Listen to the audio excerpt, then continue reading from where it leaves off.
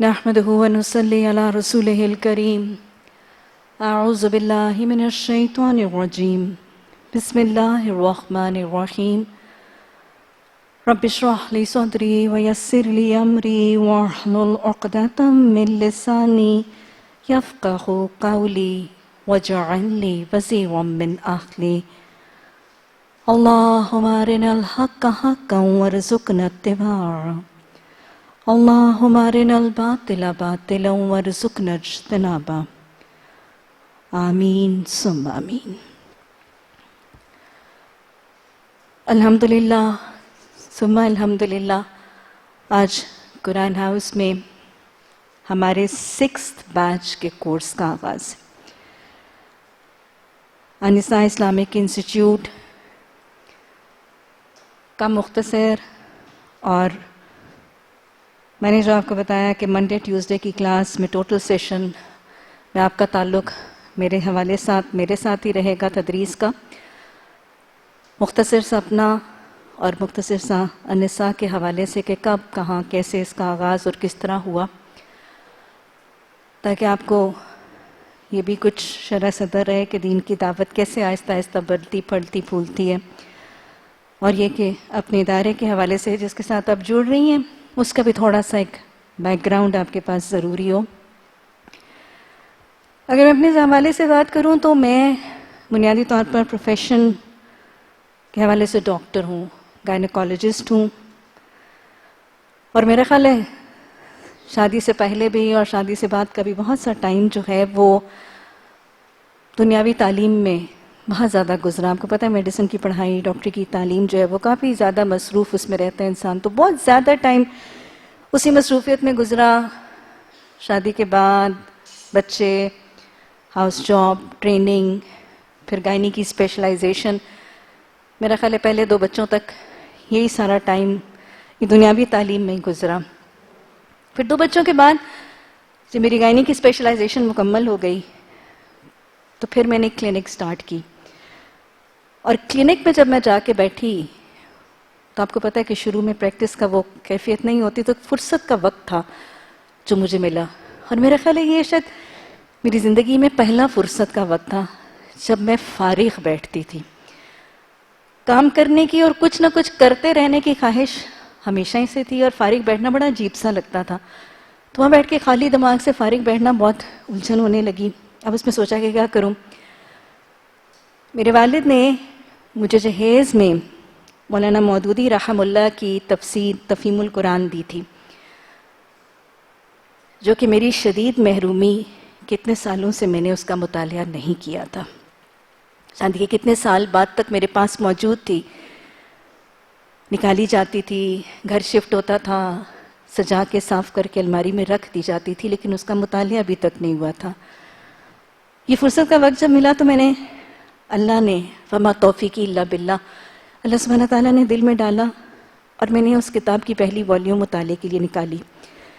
مولانا مودودی رحمہ اللہ کا انداز اتنا گرپنگ ہے، اتنا عام فہم ہے، ہر اسکول آف تھاٹ، ہر فریم آف مائنڈ، ہر ایج گروپ، ہر ایجوکیشنل پوٹینشل کے شخص کو گرپ کرتے. بس وہ پڑھتی گئی، قرآن میں بہت انٹرسٹ پیدا ہوا، بہت شوق پیدا ہوا، بہت ذہن میں سوالات بھی ابھرے، اور بس ایک خواہش آنے لگی کہ شاید اس کا ترجمہ، اس کے معنی مفہوم سمجھنے ضروری ہیں. پاس ایک بک شاپ تھی، وہاں سے ایک عربی گرامر کی کتاب منگا لی، جو سمجھ آئی، اور بس اس پر ٹوٹی پھوٹی کوشش کرتی رہی. ابھی تک کسی درس و تدریس کے ساتھ کوئی رابطہ نہیں تھا، کوئی احساس بھی نہیں تھا. ایک دن ایسے ہی ابھی ذہن میں اس کو پڑھتے ہوئے بہت سے سوال، اور خاص طور پہ اپنے میڈیکل کے شعبے کے حوالے سے، کیونکہ پیشنٹس آتے تھے، ان کو کیا ایڈوائز کروں، اس معاملے میں کیا کہوں، بہت سے سوال ذہن میں تھے.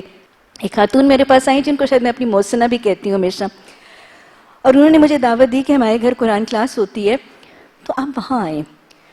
شاید کچھ ایک رجحان اور وہ دعا تھی شاید جو اللہ نے وہ رستہ کھولا. تو میں نے کہا کہ آپ کس سے پڑھتی ہیں؟ انہوں نے تعارف کروایا، پورے خاندان کا تعارف کروایا. تو میں نے کہا مجھے ساتھ اپنے استاد کے پاس لے چلیں، میرے ذہن میں کچھ سوال ہیں اور میں ان سوالوں کے جواب پوچھنا چاہتی ہوں. انہوں نے کہا چلیں میں آپ ان کے گھر لے چلوں گی. 1-2 دن کے بعد ٹائم ڈیسائیڈ ہوا، میں ان کے گھر گئی تو وہاں پہ میری جو بہت ہی معزز، میری بہت ہی محترم استاذہ ہیں، ان کی کلاس ہو رہی تھی. چھوٹی سی کلاس تھی، ان کا ڈرائنگ روم تھا، کارپیٹنگ تھی، زمین پہ وہ بھی بیٹھی ہوئی تھی، کوئی تقریباً 6-7 شاگرد تھیں، کچھ خواتین تھیں، کچھ بچیاں تھیں، اور قرآن کا ترجمہ دیا جا رہا تھا، اور پھر اس کے بعد قرآن کا ترجمہ جو ہے وہ شاگرد بچیوں نے سنایا۔ میں خاموشی سے ظاہر ہے کیونکہ سیشن کمپلیٹ ہوتا تو میں نے اپنے سوال کرنے تھے، میں آرام سے پیچھے بیٹھی سنتی رہی، ترجمے کا دینا بھی سنتی رہی اور ترجمے کا سنانا بھی سنتی رہی۔ اب جیسے ایک ایک بچی فارغ ہوتی جا رہی تھی تو اپنا سبق دے کے لوگ جاتے جا رہے تھے، 8-10 خواتین ہوگی میرا خیال ہے، تو میں ان سے پوچھ رہی تھی، سب سے میں نے پوچھا، کسی نے کہا کہ میری تعلیم میں نے 10ویں کی ہے، کسی نے کہا میں ایف اے ہوں، جو سب سے زیادہ ان میں سے تعلیم یافتہ تھی اس نے بی اے کیا ہوا تھا۔ اور یقین مانے کہ مجھے لگاتار اتنی شدت سے ندامت کا احساس ہو رہا تھا، اور ان بچیوں اور خواتین پہ اتنا رشک آ رہا تھا کہ یہ اتنا فر اور اتنی روانی کے ساتھ دوسرا سپارہ تھا، سورہ بقرہ کا ترجمہ یہ سنا رہی تھی، اور اتنی روانی کے ساتھ یہ ترجمہ سنا رہی ہیں اور اتنا فر سنا رہی ہے کہ میں پچھلے 6 مہینوں سے تقریباً 3-4 مہینوں سے میں کھپ رہی ہوں گرامر پہ، اور مجھے تو کچھ اس کی ابجد بھی نہیں سمجھ آتی، اور یہ ماشاءاللہ وہ کہتے ہیں نا کہ دین کے علم میں اور عمل میں اپنے سے اوپر کسی کو دیکھو، تو بہت ہی مجھے ان پر رشک آیا، اور جب انہوں نے بتایا کوئی ایف اے، کوئی میٹرک، کوئی بی اے، تو اپنے پہ بھی بہت ندامت ہوئی، اور میں نے کہا تو پھر مجھ پہ اتنی بڑی ڈگری، اتنی بڑی کوالیفیکیشن، اسپیشلائزیشن ہونے کے بعد مجھے نہیں سمجھ آ رہی، مجھ سے نہیں ایسے پڑھا جا رہا، اور کاش میرے دل میں حسرت آئی۔ سوال جو تھے وہ تو پھر میں نے واجبی سے شکل میں کیے کہ وہ تو مجھے بھول ہی گئے نا، اپنی ندامت اور ان کا رشک وہ اتنا غالب آیا کہ میں نے وہیں سوال بعد میں پوچھا، لیکن میں نے وہیں پہ اپنی استاد سے پوچھا، رضیہ مدنی، ان سے میں نے پوچھا، میں نے کہا آپ کی کلاس کیسے ہوتی ہے؟ انہوں نے مجھے کلاس کا شیڈیول بتایا، اور میں اگلے ہفتے سے کلاس میں جانے لگی۔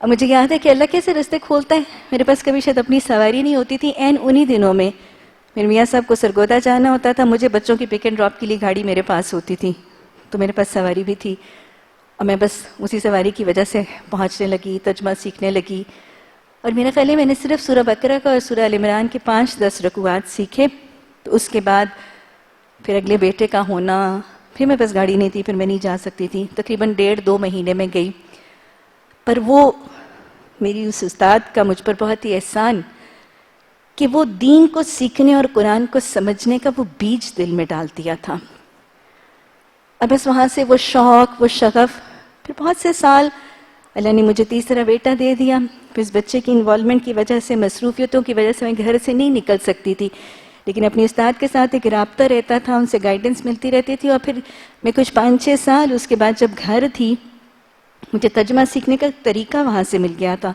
اس نہج پہ میں ترجمہ بھی کچھ کوشش کر کے پڑھتی رہی، اور پھر الحمدللہ ان 4-5 سالوں میں جب میں گھر میں تھی میں نے بہت سا لٹریچر پڑھا۔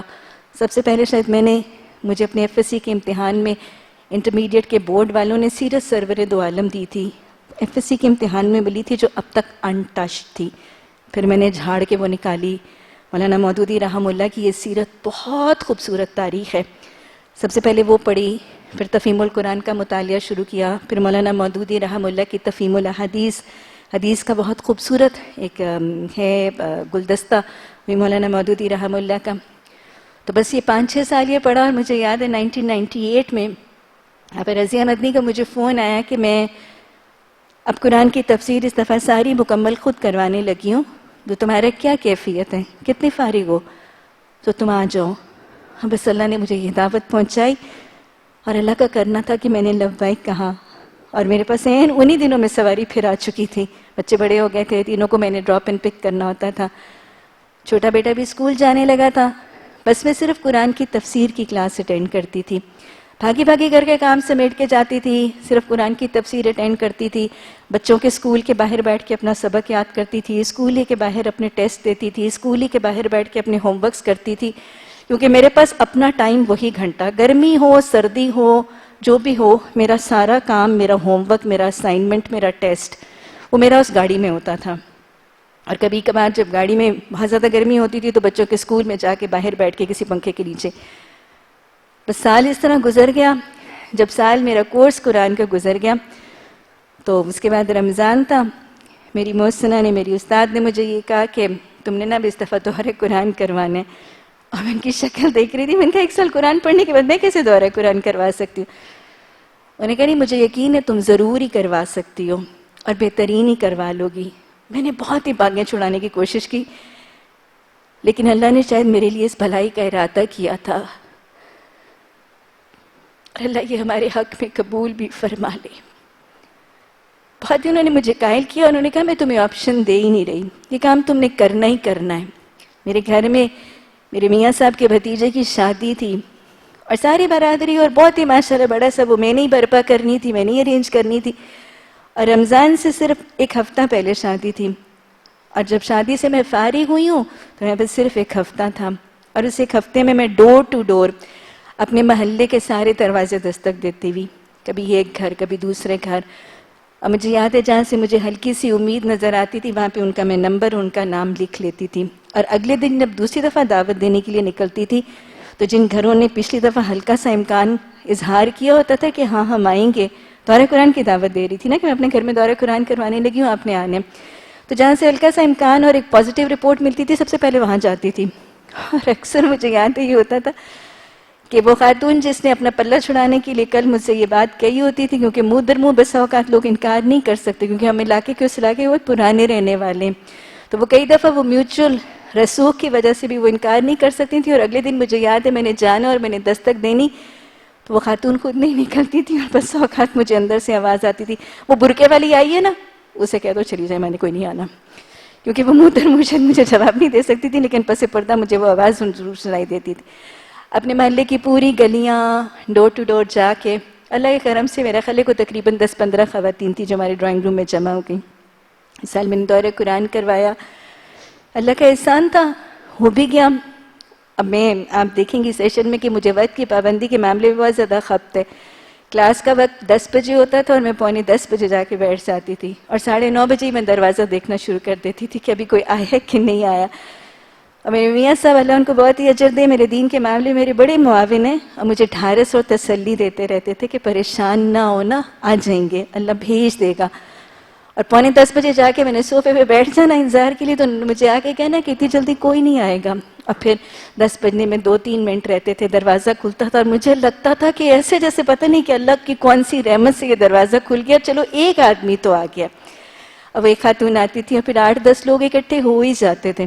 میاں صاحب روز کئی دفعہ ہوتا تھا میں 10 بجے میں 5 منٹ پہ جا کے میاں صاحب سے کہتی تھی ابھی تک کوئی بھی نہیں آیا، تو مجھے ہمیشہ کہتے تھے جاؤ چلی جاؤ وہیں جا کے بیٹھی رہو نا، اور اگر آج کوئی بھی نہیں آیا نا تو بس تم نے پھر بھی سنا آنا ہے کہ اگر اللہ کے بندے نہیں بھی آئیں گے تو اللہ کے حکم سے انشاءاللہ فرشتے ضرور ہی تمہارا کلام سن لیں گے، اور پھر انشاءاللہ تمہاری گواہی بھی اللہ کے ہاں ضرور پہنچ جائے گی، اور تمہاری اپنی بھی تیاری ہو جائے گی. بہرحال یہ امید، یہ تسلی ہوتی تھی، میں بیٹھی ہوئی رہتی تھی، خواتین آ بھی جاتی تھیں. مجھے یاد ہے تقریباً 10-12 کا گروہ تھا جو آتی تھی، ان میں سے کچھ خواتین تو آ کے صرف صوفے پہ سوتی تھیں، لیکن بس یہ کہ وہ مجھے ایک حوصلہ ہوتا تھا کہ لوگ ضرور بیٹھے ہوئے. الحمدللہ یہ دورہ قرآن گزر گیا، اس کے بعد پھر دعا پہ زیادہ لوگ آئے، ان سب نے اظہار کیا کہ ہم ہفتہ وار کلاس کرنا چاہتے ہیں، تو ہفتہ وار کلاس کا آغاز ہو گیا. پھر میں نے آبا رضیہ جن سے میں نے پڑھا تھا ان کے ادارے میں نے تدریس بھی کچھ شروع کر دی، وہاں پڑھانا بھی شروع کر دیا، بس اب وہ شوق پڑ گیا تھا نا پڑھنے کا، اللہ کا احسان ہے. پھر اس کے بعد متفرق استاد ڈاکٹر اسرار صاحب کو بہت سنا، بلکہ ان کا سارا کورس بھی سنا. پھر اس کے بعد متفرق، اللہ کا بڑا احسان ہے، اللہ سبحانہ تعالیٰ نے مجھے دنیاوی تعلیم کے لیے بھی ساری زندگی میں، میری میڈیسن میں، فزکس، کیمسٹری، میں دیکھتی ہوں کہ ساری تعلیم، دنیاوی تعلیم کے شعبوں میں بھی اللہ نے مجھے بہت ہی اچھے استاد دیے، اس کا بہت احسان ہے. اور اللہ نے مجھے قرآن اور حدیث کے علم کے لیے بھی بہت ہی اچھے استادوں سے نوازا ہے. آبا رضیہ کے بعد پھر میں نے بہت سے اور استادوں سے بھی پڑھا. میں نے حدیث مولانا عبدالمالک صاحب شیخ الحدیث، میں نے حدیث ان سے پڑھی. گرامر پھر میں نے آبا رضیہ کی بیٹی ہیں مریم مدنی، ان سے پڑھی. تجوید میں نے ان کی 2 حافظہ بیٹیاں ہیں فاطمہ مدنی اور حاجرہ مدنی، ان سے پڑھی. پھر ایڈوانس کورس گرامر کا تو میرے استاد اصل میں ڈاکٹر اقبال نکیانہ صاحب، یہ مدینہ یونیورسٹی کے پڑھے ہوئے تھے، اور ان سے پھر میں نے صرف و نحو پڑھی. سیرت میں میرے بہت ہی شفیق استاد حافظ ادریس احمد، ان کی کتابیں بھی انشاءاللہ آپ کو یہاں پڑھائی جائیں گی، بہت ہی پیارا لکھتے ہیں اور بہت ہی خوبصورت کتب ان کی موجود ہے. حافظ صاحب نے مجھے سیرت بہت ہی شفقت سے، بہت اچھی رہنمائی سے پڑھائی. اللہ کا بہت کرم ہے، بہت اچھے استاد ملے، لیکن اس سارے پیریڈ میں پڑھاتی رہی. اگلا سال دورہ قرآن ہوا ماشاءاللہ حاضری بہت زیادہ بڑھ گئی تھی. اور پھر دوسرا سال دورہ قرآن کے بعد اور پورا 1 سال جب ایک ویکلی کلاس چلتی رہی تو ان لوگوں نے اس خواہش کا اظہار کیا کہ اب ہم ویکلی کلاس نہیں چاہتے، اب باقاعدہ ہمیں کورس کروائیں اور قرآن اور حدیث کا کورس کروائیں. تو بس میرے گھر کے اپنی بیسمنٹ کے اندر میرا یہ پہلا کورس، یہ پہلا دورہ قرآن میرا 2000 میں تھا. 1998 میں نے قرآن پڑھا، 1999 میں، اور 2000 میں نے پہلا دورہ قرآن کروایا. اس کے 2 سال بعد 2002 میں ہمارا پہلے کورس کا آغاز ہوا اور میرے اپنے بیسمنٹ میں تھا. تقریباً 20-25 خواتین تھیں. وہ ابھی تک ہمارا پہلا بیچ النساء کے ساتھ بہت زیادہ قریبی طور پہ جڑا ہوا ہے. اور یہ کورس تقریباً 2.5 سال میں نے سنگل ہینڈڈ کروایا تھا، کیونکہ اس وقت میرے پاس کوئی معاون نہیں تھے. قرآن بھی میں خود ہی پڑھاتی تھی، حدیث بھی میں نے خود ہی پڑھائی، تجوید بھی، گرامر بھی، سب میں نے خود ہی کروایا. بس جب یہ پہلا بیچ 2004-2005 میں تقریباً یہ لوگ فارغ ہوئے 2.5 سال کے بعد، تو پھر ماشاءاللہ معاون بن گئے تھے.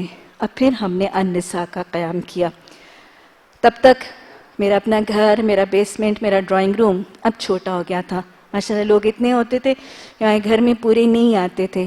تو پھر ہم پاس کی مسجد، خالد مسجد ہماری کیولی گراؤنڈ میں، ہم وہاں پہ شفٹ ہو گئے. مسجد والوں کا بھی بہت احسان ہے، انہوں نے ہمیں جگہ دے دی اور ہماری ویکلی کلاس بھی وہیں شفٹ ہو گئی، ہمارا دورہ قرآن بھی وہیں شفٹ ہو گیا، اور ہمارا سیکنڈ بیچ جو ہے وہ خالد مسجد ہی میں ہم نے ان کو وہاں پہ پڑھایا. اور ماشاءاللہ بہت سی استاذہ جو آپ کے پاس یہاں پڑھائیں گی آپ کو، وہ ہمارے سیکنڈ بیچ کی فارغ ہیں. اس سیکنڈ بیچ میں بھی تقریباً سارا میں نے خود ہی پڑھایا، بس 1-2 معاون تھے. 5 دن میں خود ہی سارا کورس کرواتی تھی. اس کے بعد پھر مسجد والوں نے کچھ حد تک ہاتھ کھینچ لیا، کیونکہ انہوں نے وہ ہال جو ہے وہ حفظ کے لیے استعمال کرنا تھا. ان دا مین ٹائم اس اسنا میں ہم لوگوں نے ارادہ کیا کہ اب یہ جگہ ہماری چھوٹی پڑتی جا رہی ہے اور ہمیں اپنی ایک مستقل جگہ چاہیے. تو پھر ہم نے قرآن ہاؤس کے لیے ایک ارادہ فلوٹ کیا، اور اللہ سبحانہ تعالیٰ کے کرم سے تیسرا بیچ پھر میرے گھر میں ہوا. جگہ بہت ہی تنگ تھی، لیکن بہرکیف تیسرا بیچ ہمارا میرے گھر میں پھر سے ہوا. جب تک تیسرا بیچ ختم ہوا، اس 2 سال کے اثناء میں ہم نے قرآن ہاؤس کا پلاٹ بھی خریدا، قرآن ہاؤس کی تعمیر گراؤنڈ فلور کی اور بیسمنٹ کی تعمیر ہوئی، اور 4تھ بیچ پھر ہمارا یہاں پہ ہوا. 4تھ بیچ جب 2 سال یہاں پہ چلتا رہا، ان دا مین ٹائم ہم اپنا سیکنڈ فلور جو ہے، یہ فرسٹ فلور جو ہے کمپلیٹ کر کے ہم نے اپنا ہاسٹل کمپلیٹ کر لیا. پچھلا بیچ جو ہمارا 5تھ بیچ تھا، پھر اس میں ہم نے ہاسٹل کے ساتھ آغاز کیا، اور اب ہمارے ہاسٹل کا یہ 2nd اور 6th آپ لوگوں کا بیچ ہے. قرآن ہاؤس کا یہ 3rd بیچ ہے جو قرآن ہاؤس میں ہے. ہاسٹل والے لوگ ہمارے پاس اب 2nd بیچ میں آ رہے ہیں. پچھلے بیچ کی جو ہاسٹل کی بچیاں آئیں ماشاءاللہ وہ بھی کافی دور دراز کے علاقوں سے آئی تھیں، اور کوئی راجن پور سے، کوئی آزاد کشمیر سے، بہت دور سے، اوکاڑا وغیرہ سے، مختلف شہروں سے آئی ہیں. اور پچھلے سال کے فارغ ہونے والی بچیوں میں سے تقریباً سبھی نے، الا یہ کہ کچھ جن کے کچھ گھریلو مسائل تھے یا کسی کی 1-2 کی صحت کی پرابلم تھی، سب نے اپنے اپنے لوکل علاقوں میں سب نے الحمدللہ اس دفعہ دورہ قرآن کروایا، اور ماشاءاللہ سب کا دورہ قرآن اپنے علاقوں کے اندر بہت ہی اچھا بھی رہا. اللہ سبحانہ تعالیٰ آپ لوگوں کا آنا بھی اس ادارے کے لیے، ہم سب کے لیے، اساتذہ جو سب آپ کو پڑھائیں گے استادوں کے لیے، اللہ سبحانہ تعالیٰ یہ باعث برکت کرے، اس کو قبول کرے. اور ایک دفعہ پھر آپ لوگوں کو میں خوش آمدید بھی کہوں گی، اور ساتھ اس دعا کے اپنے یہ سارا جو ہمارا اس کورس کے دوران لائے عمل ہوگا اس پہ میں بات بھی کروں گی، اس دعا کے ساتھ کہ اللہ سبحانہ تعالیٰ ان 2 سال کے دورانیے کے اندر جو شاید آپ کو اور مجھے ابھی بہت ہی طویل لگ رہا ہے، ابھی لگ رہا ہے نا کہ وہ 2 سال ہیں، پتہ نہیں کب ختم ہوں گے اور کتنی دیر لگے گی، لیکن حقیقت یقین مانے میرا تو یہ پہلا نہیں، یہ 6واں کورس ہے. مجھے پتہ ہے کہ اتنی جلدی اللہ صحت ہی دیے رکھے اور عافیت میں رکھے، اتنی جلدی گزرتا ہے کہ جو آنے والے بچے ابھی اداسی سے اتنے بھارے بھارے آنسو نکال رہے ہوتے ہیں، جب جدائی کا وقت ہوتا ہے اور کورس ختم ہو رہا ہوتا ہے، اس سے زیادہ موٹے آنسو اس وقت نکل رہے ہوتے ہیں.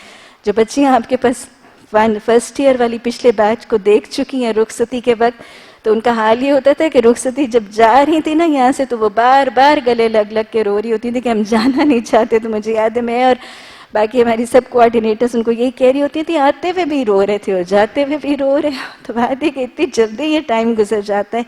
اور وہی بات ہے، اسٹوڈنٹ لائف کا ٹائم تو بہت ہی خوبصورت سا اور اچھا سا ٹائم ہے. اللہ ہمیں آخری سانسوں تک، اپنی زندگی کے آخری مرحلے تک قرآن اور حدیث کا طالب علم ہی رکھے. اور اللہ ایسا طالب علم رکھے جن کے دلوں میں ذوق و شوق ہو ان خزانوں کو سمیٹنے کا. تو اس دعا کے ساتھ اس کورس کا ہم آغاز کرتے ہیں کہ اللہ اس کورس میں ہمیں بہترین ایمان عطا فرمائے. اللہ بہترین ایمان عطا فرمائے. اللہ ہمیں بہترین حالات اور بہترین واقعات سے نوازے. اللہ کوئی ایسی حالت، کوئی ایسا واقعہ، کوئی ایسا ثانیہ ہماری رکاوٹ نہ بنے. اللہ سبحانہ تعالیٰ اس پوری میعاد میں اللہ ہم سب کو بہترین صحت سے بھی نوازے، بہترین صحت سے، بہترین طاقت سے، اور پھر اپنے گھر میں ہر قسم کے معاونین سے، چاہے وہ ہمارے گھر کے افراد ہیں، ہمارے گھر کے حالات ہیں، ان سب کو بھی اللہ ہمارا معاون بنا دے. اور اللہ ان 2 سالوں میں مجھے، آپ کو، ہم سب کو بہترین ثابت قدمی بھی عطا فرمائے. اور اللہ ہمیں شیطان کی اکساہٹوں سے، شیطان کے وسوسوں سے اللہ ہم سب کو محفوظ رکھے کہ وہ شیطان مردود سے حفاظت میں رہ کے اللہ ہم پوری ثابت قدمی اور دلجوئی اور ذوق و شوق سے اس کو سیکھ سکے. اور پھر اللہ سے بہترین دعاؤں کے ساتھ آغاز کریں کہ اللہ ہمارے حافظوں میں اور حفظ میں بھی اضافہ فرمانا. اللہ جو ہم سنیں ہمیں یاد بھی رہ جائے. اللہ ہمارے لکھنے کی صلاحیتوں کو، ہمارے ہاتھوں کی قوتوں اور طاقتوں کو بڑھا دے، ہماری سماعت کی صلاحیتوں کو بڑھا دے، ہمارے حافظے کی صلاحیتوں کو بڑھا دے. اللہ سب کچھ یاد رکھنے والے، سب کچھ لکھ رکھنے والے، سب کچھ سمجھنے والے بن جائیں. اللہ ہمارے فہم میں اضافہ عطا فرمائے. اللہ سبحانہ تعالیٰ ہمیں اس قرآن کے ساتھ جوڑ کے تفکر اور تدبر کر کے اپنی اصلاح کرنے والا بنا دے. اور اللہ سبحانہ تعالیٰ ان نشستوں میں، 2 سال کی نشستوں میں جو ہم سنیں، اللہ کہیں ایسے نہ ہو کہ ہم علم کے موتی سمیٹ کے چلے جائیں اور ان چیزوں میں بہت اپنے علم کا اضافہ کریں. اللہ بلکہ یہ علم ہماری تربیت اور تزکیہ کا ذریعہ بن جائے. اللہ ہماری اصلاح کا ذریعہ بن جائے، ہماری نجات اور بخشش کا ذریعہ بن جائے. اور اللہ یہ ہمارے عمل میں بدل جائے، اور اللہ اس عمل میں ہمیں بہترین مخلصانہ نیت، وہ عمل جو اللہ قبول کر لے. اور اللہ ان ساری کوششوں اور بھاگ دوڑ کے بعد اللہ سبحانہ تعالیٰ ہمیں بدل کے ایسا بنا دے، ایک مومن بنا دے، ایک مسلم بنا دے، اور ہمیں ایسا بنا دے کہ ہم اللہ کو پسند آ جائیں اور وہ اللہ ہم سے راضی ہو جائے، اور اللہ ہمارے گزشتہ گناہوں کو بخش دے. اللہ سبحانہ تعالیٰ ہمیں اپنے استادوں کے لیے، اپنے والدین کے لیے، اور ہمارے شاگردوں کو، ہمارے اور ہماری اولادوں کو ہمارے لیے آنکھوں کی ٹھنڈک اور صدقہ جاریہ بنا دے. اس بات کے ساتھ پھر آغاز کروں گی جیسے میں نے حدیث میں کیا، اس چیز کو اپنے اوپر بہت زیادہ طاری کریں. وما توفیقی الا باللہ. اس بات کو ذہن نشین کر لیجئے کہ اگر آپ یا میں، ہم میں سے کوئی ایک فرد بھی یہاں بیٹھا ہے نا، تو اس میں ہمارا کمال نہیں ہے. یہ کیا ہے؟ یہ میرے رب کا کرم ہے، یہ اس کا فضل ہے، یہ اس کا خاص انعام ہے. آپ کو پتہ ہے نا، آپ جانتے ہیں کہ کچھ نصیب ایسے ہوتے ہیں کہ اللہ کے حکم سے نشستوں پر کچھ کے نام اللہ فرشتوں کو کہہ دیتا ہے کہ نشستوں پہ کچھ لوگوں کے نام لکھ دو.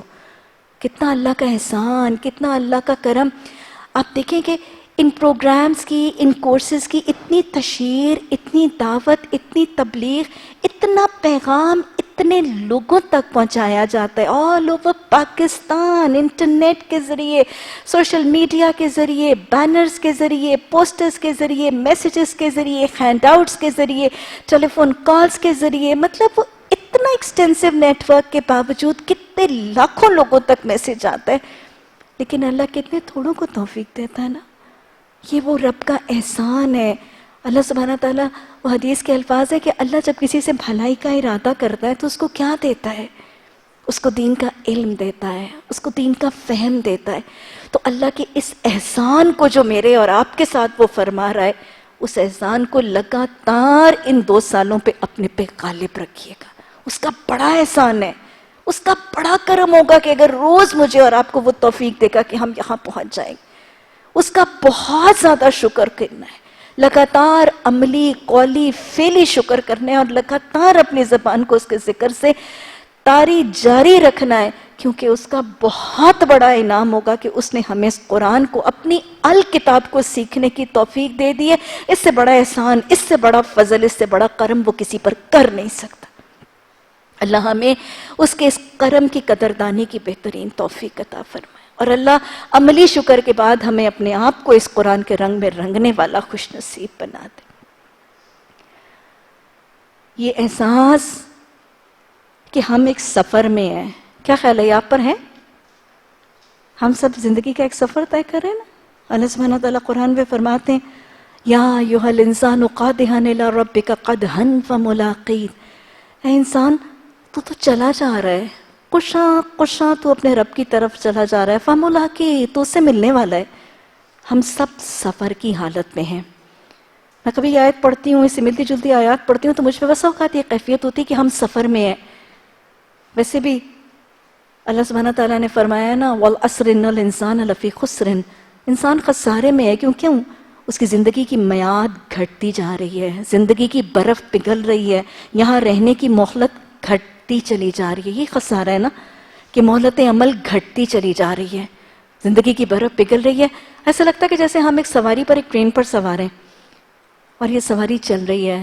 ایک دن موت کے وقت یہ ٹرین، یہ زندگی کی سواری جس پر میں اور آپ سفر کر رہے ہیں، موت کے دن یہ سواری رک جائے گی. پھر جس منزل پر رکے گی، چاہیں یا نہ چاہیں اسی منزل پر اترنا ہوگا. کیونکہ آپ کو پتہ ہے کہ فائنل ڈیسٹینیشن پہ جب سواری پہنچ جاتی ہے طوعاً وقرحاً، چاہیں یا نہ چاہیں مسافروں کو فائنل ڈیسٹینیشن پہ اترنا ہوتا ہے نا. ہماری بھی زندگی کی ایک سواری ہے جس پر ہم سوار ہیں، رواں دواں ہے، چل رہی ہے، منزل سے قریب تر ہوتی جا رہی ہے. اللہ یہ احساس غالب رہے، اللہ یہ احساس غالب رہے. اب جب ہماری موت کے وقت وہ سواری اس ڈیسٹینیشن پر رکے گی، جس جگہ پر رکے گی، اترنا ادھر ہی ہوگا.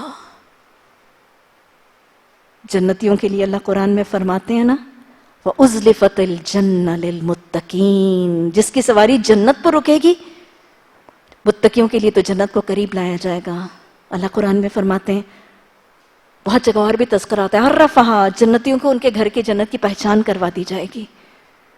اللہ ہماری زندگی کا سفر ایسا ہو کہ ہماری زندگی کی سواری رب ابنی لی عندک بیتا فی الجنہ، اللہ جنت کے سفر میں اس کا اختتام ہو. خالدین فیہا، اس کے بعد وہ سواری کے بعد قیام ابدی ہوگا. اللہ ہماری سواری جہنم کے ٹھکانے پر رکنے والی نہ ہو.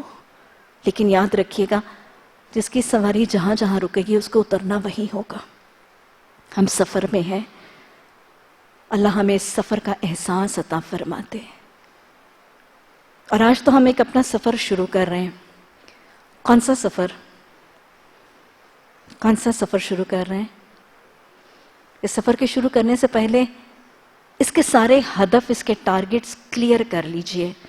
آج میں اور آپ حصول علم کا ایک سفر شروع کر رہے ہیں نا؟ علم کے حصول کا سفر شروع کر رہے ہیں. علم کا مطلب کیا ہے؟ جاننا، ٹو نو، نالج. علم کتنی افضل چیز ہے. سب سے پہلا معاملہ حضرت آدم علیہ السلام کو تخلیق کرنے کے بعد کیا کیا گیا تھا؟ علم الآدم. حضرت آدم علیہ السلام کو اچھی سی پوشاک پہنا کے خوبصورت سا گھر، خوبصورت سا دسترخوان نہیں. سب سے پہلا کام کیا کیا گیا تھا؟ علم. حضرت آدم علیہ السلام کے ساتھ پہلا کام علم. محمد صلی اللہ علیہ وسلم کے ساتھ پہلی وحی اقرا، پڑھ. رحمان کا سب سے بڑا احسان، الرحمن علم القرآن. نبی صلی اللہ علیہ وسلم پر، مجھ پر، آپ پر، سب پر رحمان کا سب سے بڑا احسان علم کا دیا جانا. علم بالقلم، لکھنا پڑھنا، یہ سب اللہ کا کرم ہے. علم اتنی افضل چیز کہ قرآن کہتا ہے هل يستوي الذين يعلمون والذين لا يعلمون. تم بتاؤ کیا وہ لوگ جو علم رکھتے ہیں اور وہ لوگ جو علم نہیں رکھتے، کیا وہ دونوں برابر ہیں؟ نہیں، وہ دونوں برابر نہیں ہیں. تو میرا اور آپ کا یہ سفر جو شروع ہو رہا ہے، یہ دا بیسٹ بک، قرآن الکتاب کے حصول علم کا سفر ہے. یہ وہ علم ہے کہ مومنوں کے لیے اللہ کہتا ہے وَهُمْ يَعْلَمُونَ، مومن وہ ہیں جن کے پاس علم ہے. کافروں کے لیے کہتا ہے وَهُمْ لَا يَعْلَمُونَ، وہ ہیں جن کے پاس علم نہیں. یہ سفر ہے جو میرا اور آپ کا شروع ہونے لگا ہے. اس کی قدر کرنی ہے، اس کا شکر کرنا ہے، عملی شکر کرنا ہے، زبانی طور پر شکر کرنا ہے، دل سے اس کا شکر کرنا ہے. یہ علم جس کے پاس آ جاتا ہے اس کا درجہ اللہ کے ہاں بڑھ جاتا ہے. اچھا، پہلی بات، ہمارا سفر کون سا ہے؟ دہرائیں، حصول علم کا سفر. کوئی بھی مسافر ٹھکانے پر اور اپنی منزل پر پہنچ کر کامیاب تب ہوتا ہے جب ایک اس کو احساس ہو کہ اس کا سفر ہے، دوسرا اس کو سفر کا مقصد پتا ہو، تیسرا اس کو اپنے سفر اور اپنے راستے کی آگہی ہو، چوتھا اس کو منزل کی پہچان اور منزل کی آرزو اور تڑپ ہو۔ کوئی مسافر جس کو راستے کی پہچان نہیں، ناکام ہوگا۔ کوئی مسافر جو بے مقصد سفر کر رہا ہے اور اس کو اپنے سفر کا مقصد پتا نہیں، کامیاب نہیں ہوگا۔ اور خاص طور پہ مسافر جس کی نظر، جس کی آرزو، جس کی تمنا کسی خاص منزل کے لیے نہیں، وہ شاید اپنی پسند کی منزل پر نہیں پہنچے گا۔ سفر تو میں نے اور آپ نے اللہ کی توفیق سے آغاز کر لیا۔ اس سفر کا مقصد کیا ہے اور اس سفر کا راستہ کون سا ہے؟ سفر ہمارا حصول علم کا سفر۔ یہ چار چیزیں پورے سفر میں یاد رکھیے گا۔ سفر ہوگا حصول علم کا۔ اس سفر میں راستہ کون سا ہوگا؟ اس راستے کا کیا نام ہے؟ صراط مستقیم۔ اہدنا الصراط المستقیم صراط الذین انعمت علیہم غیر المغضوب علیہم ولا الضالین۔ یہ وہ راستہ ہے جس کا مجھے اور آپ کو سیکھنے کے لیے ہم اس راستے پر آئے ہیں۔ مقصد کیا ہوگا اس سفر کا؟ اس سفر کا مقصد کیا ہوگا؟ جب تک مقصد سامنے نہیں ہوگا سفر بے مقصد ہوگا، نتیجہ مرتب نہیں ہوگا۔ اس سفر کا مقصد رب کی رضا، اللہ کی فرما برداری، اللہ کی اطاعت، اللہ کی بندگی، اس کی عبادت، اس کے ڈوز، اس کے ڈونٹس، اس کے امر، اس کے نہیں، یہ سب کچھ سیکھ کر اس رب کو راضی کرنے کے طریقے سیکھنا میرے اور آپ کے سفر کا مقصد ہوگا۔ منزل کون سی ہوگی؟ منزل کون سی ہے اس سفر کی؟ اس منزل پر نگاہ رکھ کے سفر کرنا ہے۔ منزل وہ جگہ جس کے لیے حدیث نے فرمایا، جنت وہ جگہ جس کو نہ کسی آنکھ نے دیکھا، نہ کسی کان نے سنا، نہ کسی دل نے محسوس کیا۔ میرے اور آپ کے اس حصول علم کے سفر کی منزل، آپ صلی اللہ علیہ وسلم نے فرمایا، وہ جنت جس میں ایک کوڑا رکھنے کی جگہ، ایک کوڑا رکھنے کی جگہ دنیا اور مافیا سے بہتر ہے۔ اب دوہرا لیجئے، سفر شروع کر رہے ہیں۔ کون سا سفر ہے؟ we're going to be targeted, we're going to be very clear۔ سارے سفر میں یاد رکھیے گا، سفر کون سا ہے؟ حصول علم کا سفر ہے۔ راستہ کون سا ہوگا ہمارا؟ صراط مستقیم انشاءاللہ۔ مقصد کیا ہے اس راستے پر، اس سفر میں کیوں چلے ہیں؟ رب کی رضا کے لیے۔ اور منزل کون سی ہے ہمارے سامنے؟ جنت۔ یہ چار چیزیں سفر میں آنکھوں سے اوجھل نہ ہونے دیجیے گا۔ نکلے ہیں سفر پہ، راستہ کٹ جائے گا انشاءاللہ، منزل بھی مل جائے گی انشاءاللہ۔ اچھا بتائیے، سفر آسان ہوگا کہ مشکل ہوگا؟ سفر طے کرنے سے پہلے یہ سوچنا تو ہے کہ آسان ہے کہ نہیں، میرے بارے میں ہے کہ نہیں، میں کر سکتی ہوں کہ نہیں۔ بتائیے سفر آسان ہوگا کہ مشکل ہوگا؟ جنت کیا ہے؟ کون سا سفر آسان ہوتا ہے؟ ڈھلوان کی طرف جانا یا بلندی؟ ارے بلندی کی طرف جانا مشکل ہوتا ہے کہ نہیں ہوتا؟ کبھی گئے ہیں پہاڑی علاقوں میں؟ اوپر چڑھتے چڑھتے تو سانس چڑھ جاتا ہے، تھک جاتا ہے، ہاں ٹانگیں دکھنے لگتی ہیں۔ بلندی کا سفر مشکل ہے، جنت بلند ہے، جنت عالیہ کہا ہے نا قرآن نے۔ جنت بلند و بالا ہے، جنت کا سفر مشکل ہوگا، اس میں کوئی شک کی بات نہیں۔ ارے دنیا کا گھر نہیں بنتا مشقتوں کے بغیر، جنت کا گھر بغیر مشقتوں کے نہیں بنے گا۔ مشکل ہے سفر، کٹھن بھی ہوگا، مشکل بھی ہوگا، کانٹے بھی ہوں گے، رکاوٹیں بھی ہوں گی۔ اس سفر میں یہ سب کچھ جاننے کے بعد ہمیں کیا کیا ساتھ چاہیے ہوگا، آج ہی جان لیجئے، اپنا ذاترہ جمع کر لیجئے۔ اس 2 سالہ سفر میں سب سے پہلی چیز ایمان لانا۔ سنتے جائیں گے، مانتے جائیں گے۔ ایمان سب سے پہلی ضرورت۔ کلمے کے بعد جو قرآن میں پڑھتے جائیں گے، اس حصول علم کے سفر میں پہلی چیز ایمان ضروری ہوگی۔ یاد رکھیے گا، ایمان کے بغیر تو ویسے ہی ایمان عمل معتبر قابل قبول نہیں ہے۔ دوسری چیز اخلاص، نیت کی اخلاص۔ جو سبق پڑھیں گے اس کو سیکھنے کے بعد، اس کو سمجھنے کے بعد، اس کو مان لینے کے بعد جب عمل کریں گے تو عمل میں ریا، دنیا داری، دنیا کا حصول نہیں، خالصتاً اللہ کی رضا نیت ہوگی۔ انما الاعمال بالنیات، اللہ کے ہاں اعمال کی قبولیت کا دار و مدار صرف نیت پر ہے۔ تو پہلی چیز ایمان، اور ماننے کے بعد دوسری چیز اخلاص۔ یاد رکھیے گا، شیطان نے خود جب بتایا تھا کہ میں حملہ کروں گا اور اللہ کے بندوں تم پر کروں گا، تو ساتھ ہی شیطان نے بتا دیا تھا میرے حملے سے کون بچیں گے؟ وہی لوگ جو کون سے ہیں؟ جو اپنے لیے عباد اللہ المخلصین، جو اللہ کے لیے خالص بنتے ہیں۔ اخلاص ہوگا تو شیطان کی چالوں سے بچیں گے۔ اور اللہ سبحانہ تعالیٰ نے مومنوں کی صفت بتائی ہے، مخلصین لہ الدین حنفاء للہ۔ تو یہ اخلاص انشاءاللہ دوسری چیز ہوگی۔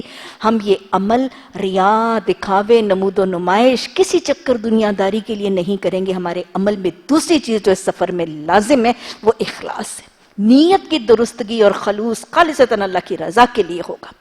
تیسری چیز جو جائے گی وہ تقوی، تقوی خوف خدا۔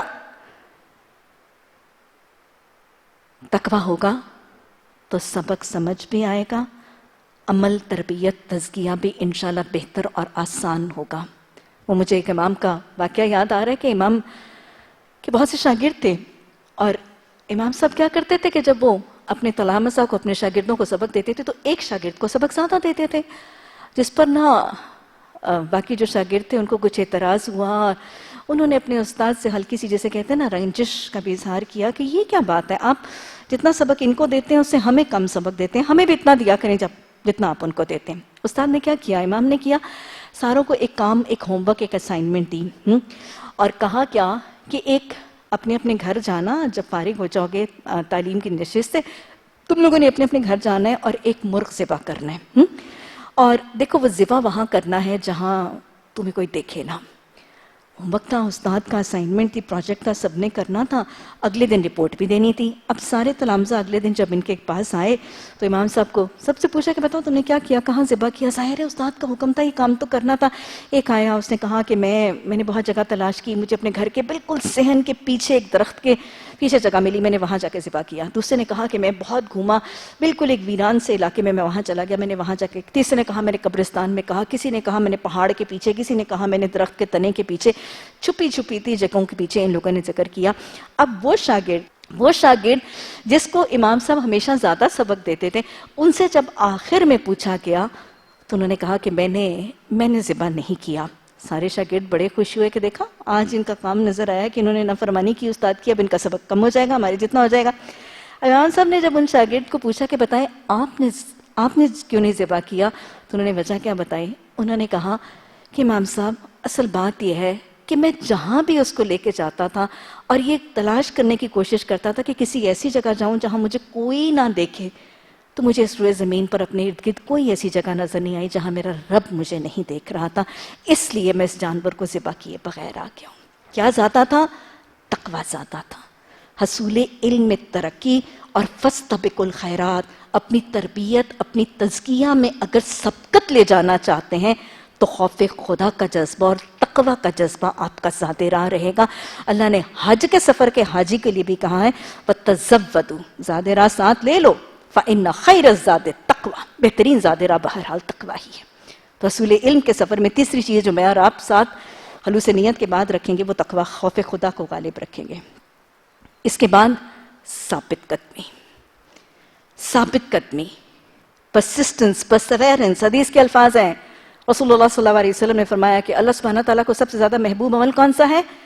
ادوامہ، جس میں دوام ہے، ہمیشگی ہے، پرسسٹنس ہے۔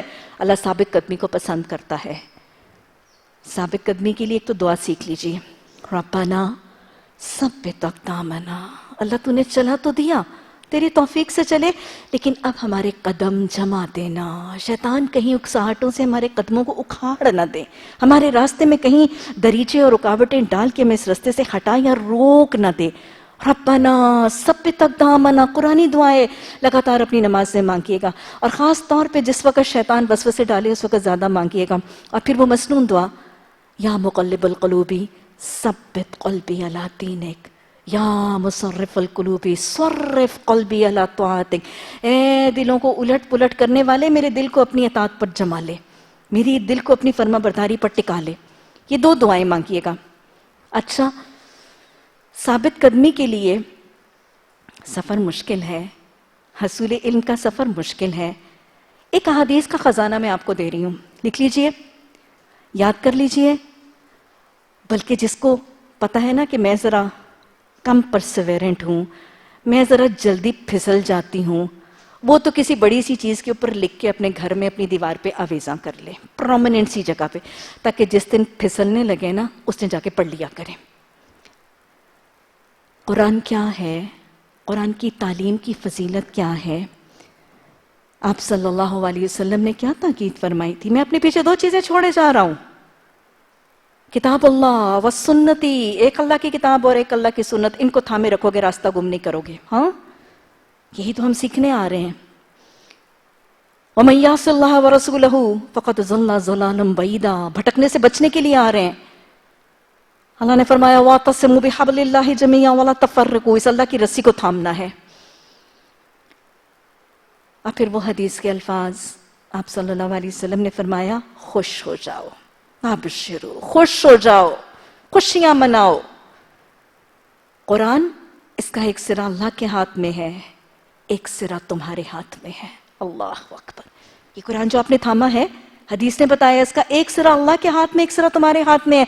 جب تک اس قرآن کو تھامو گے راستہ گم نہیں کرو گے۔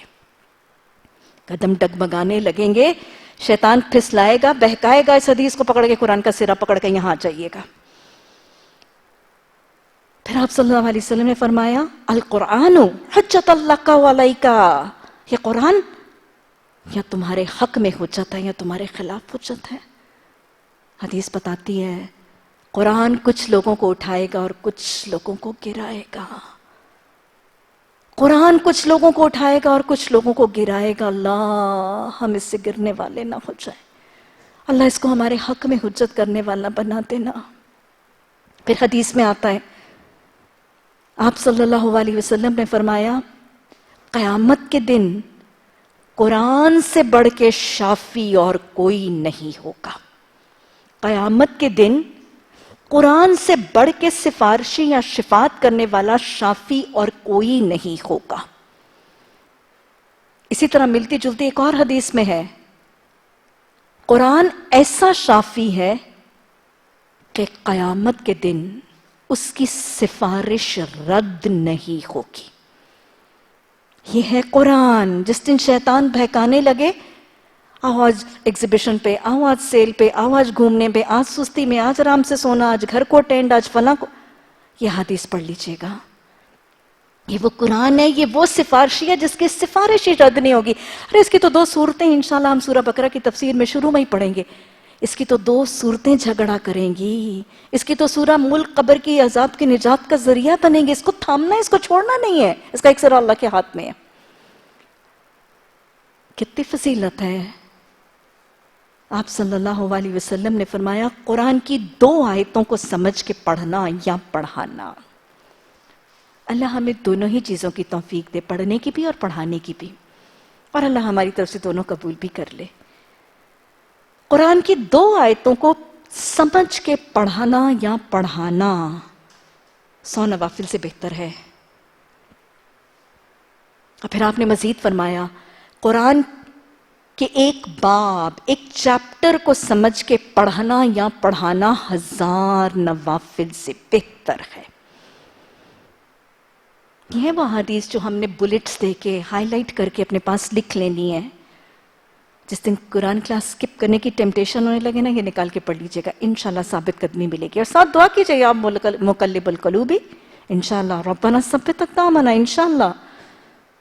میری ہاسٹل والی بچیوں کو گھر کی یاد جس دن ستائے گی، اماں ابا کی اداسی جب تڑپ آئے گی نا، تو یہ حدیث پڑھیے گا، اجر یاد کیجئے گا، انشاءاللہ شیطان کی اکساہٹوں سے ضرور بچ جائیں گے۔ پھر آپ صلی اللہ علیہ وسلم نے قرآن کی علم کی فضیلت کے لیے بتایا۔ آپ صلی اللہ علیہ وسلم نے فرمایا عالم کی فضیلت عابد پر۔ عابد کون ہوتا ہے؟ عبادت کرنے والا، عالم کون ہوتا ہے؟ قرآن کا علم رکھنے والا. عالم کی فضیلت عابد پر بالکل ویسی ہے جیسی 14ویں کے چاند کی ستاروں پر. آپ کو پتا ہے کہ 14ویں کا چاند جب آسمان پر چمکتا ہے تو ستارے تو اس کے مقابلے میں کچھ بھی نہیں ہوتے، بہت ننھے منھے چھوٹے، بہت چھوٹی سی روشنی. اس کی تو وہ شان و شوکت اور اس کا وہ روب ہوتا ہے کہ اس کی روشنی کا کوئی مقابلہ ہی نہیں ہوتا ستاروں کی روشنی کے ساتھ. اسی طرح آپ نے ایک اور حدیث میں فرمایا عالم کی فضیلت عابد پر. مطلب اللہ کی نظر میں ایک عالم عابد سے کتنا زیادہ افضل ہے، درجے میں کتنا زیادہ ہے. عالم کی فضیلت عابد پر بالکل ویسی ہے جیسی مجھے تم میں سے کسی ایک پر. کس کو؟ رسول اللہ صلی اللہ علیہ وسلم نے اپنی ذات کا مقابلہ امت کے افراد کے ساتھ کر دیا. یہ عالم اور عابد کا فرق ہے.